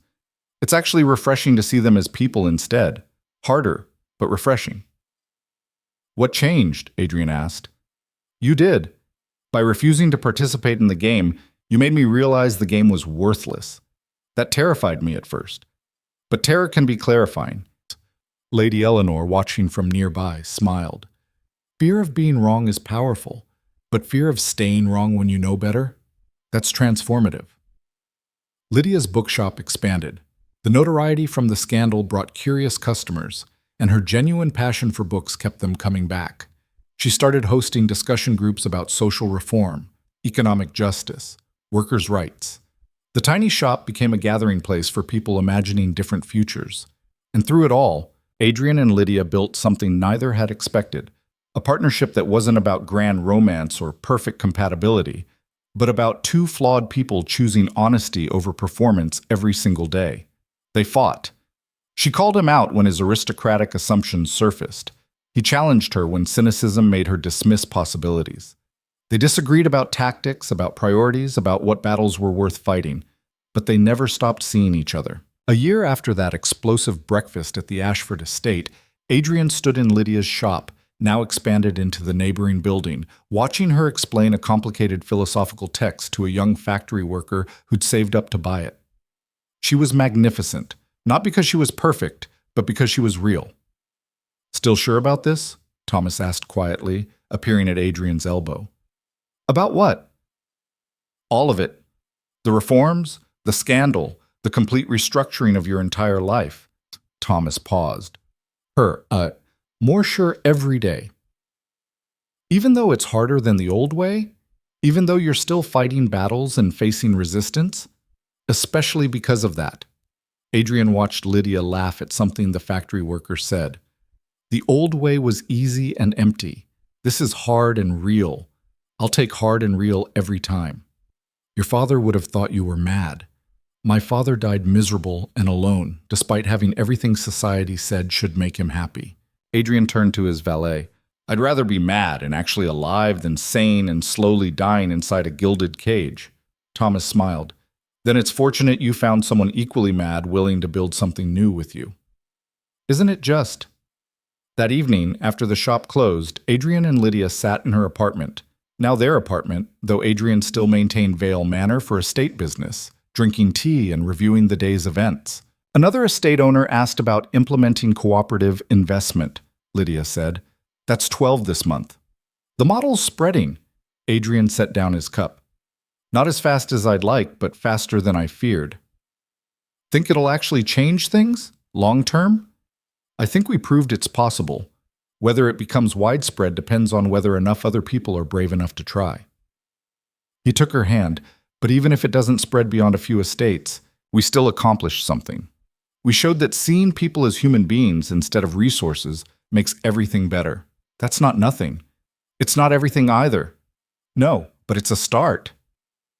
They sat in comfortable silence for a while, then Lydia spoke again. "Do you regret it? Any of it? The disguise, the scandal, the cost?" Adrian thought about it seriously. His reputation was still controversial. Some families still wouldn't associate with him. He'd lost political allies and comfortable certainties. But he'd gained something more valuable: the ability to look at himself in the mirror and recognize the man looking back. "Not for a second," he said finally. You? I got dragged into a war I didn't ask for, had my reputation destroyed, became a symbol for social upheaval, and fell in love with possibly the most complicated man in London. She smiled. So no regrets. Even though it's messy and difficult and we still don't have all the answers? Especially because of that. Perfect would be boring.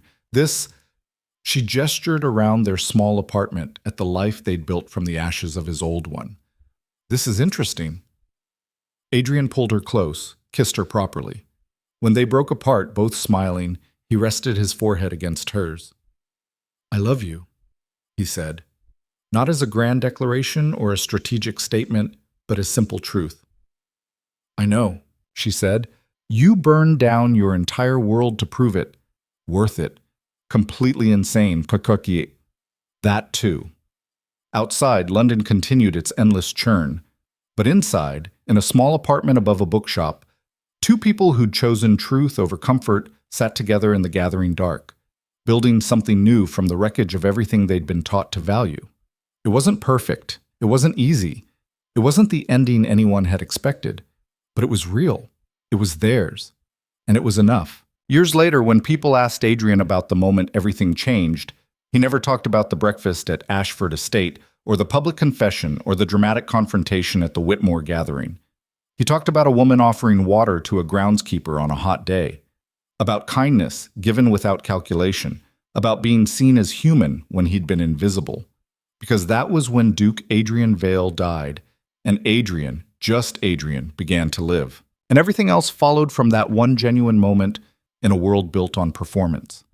The system didn't collapse overnight, the aristocracy didn't vanish, inequality didn't disappear, but a few estates ran differently. A few people chose respect over exploitation. A few voices started questioning assumptions that had stood for generations. And sometimes, in quiet moments, Adrian heard echoes of Fletcher's letter. Don't let the bastards grind you down. They tried, and they failed. Because the truth, once seen, couldn't be unseen. And some truths are powerful enough to change everything.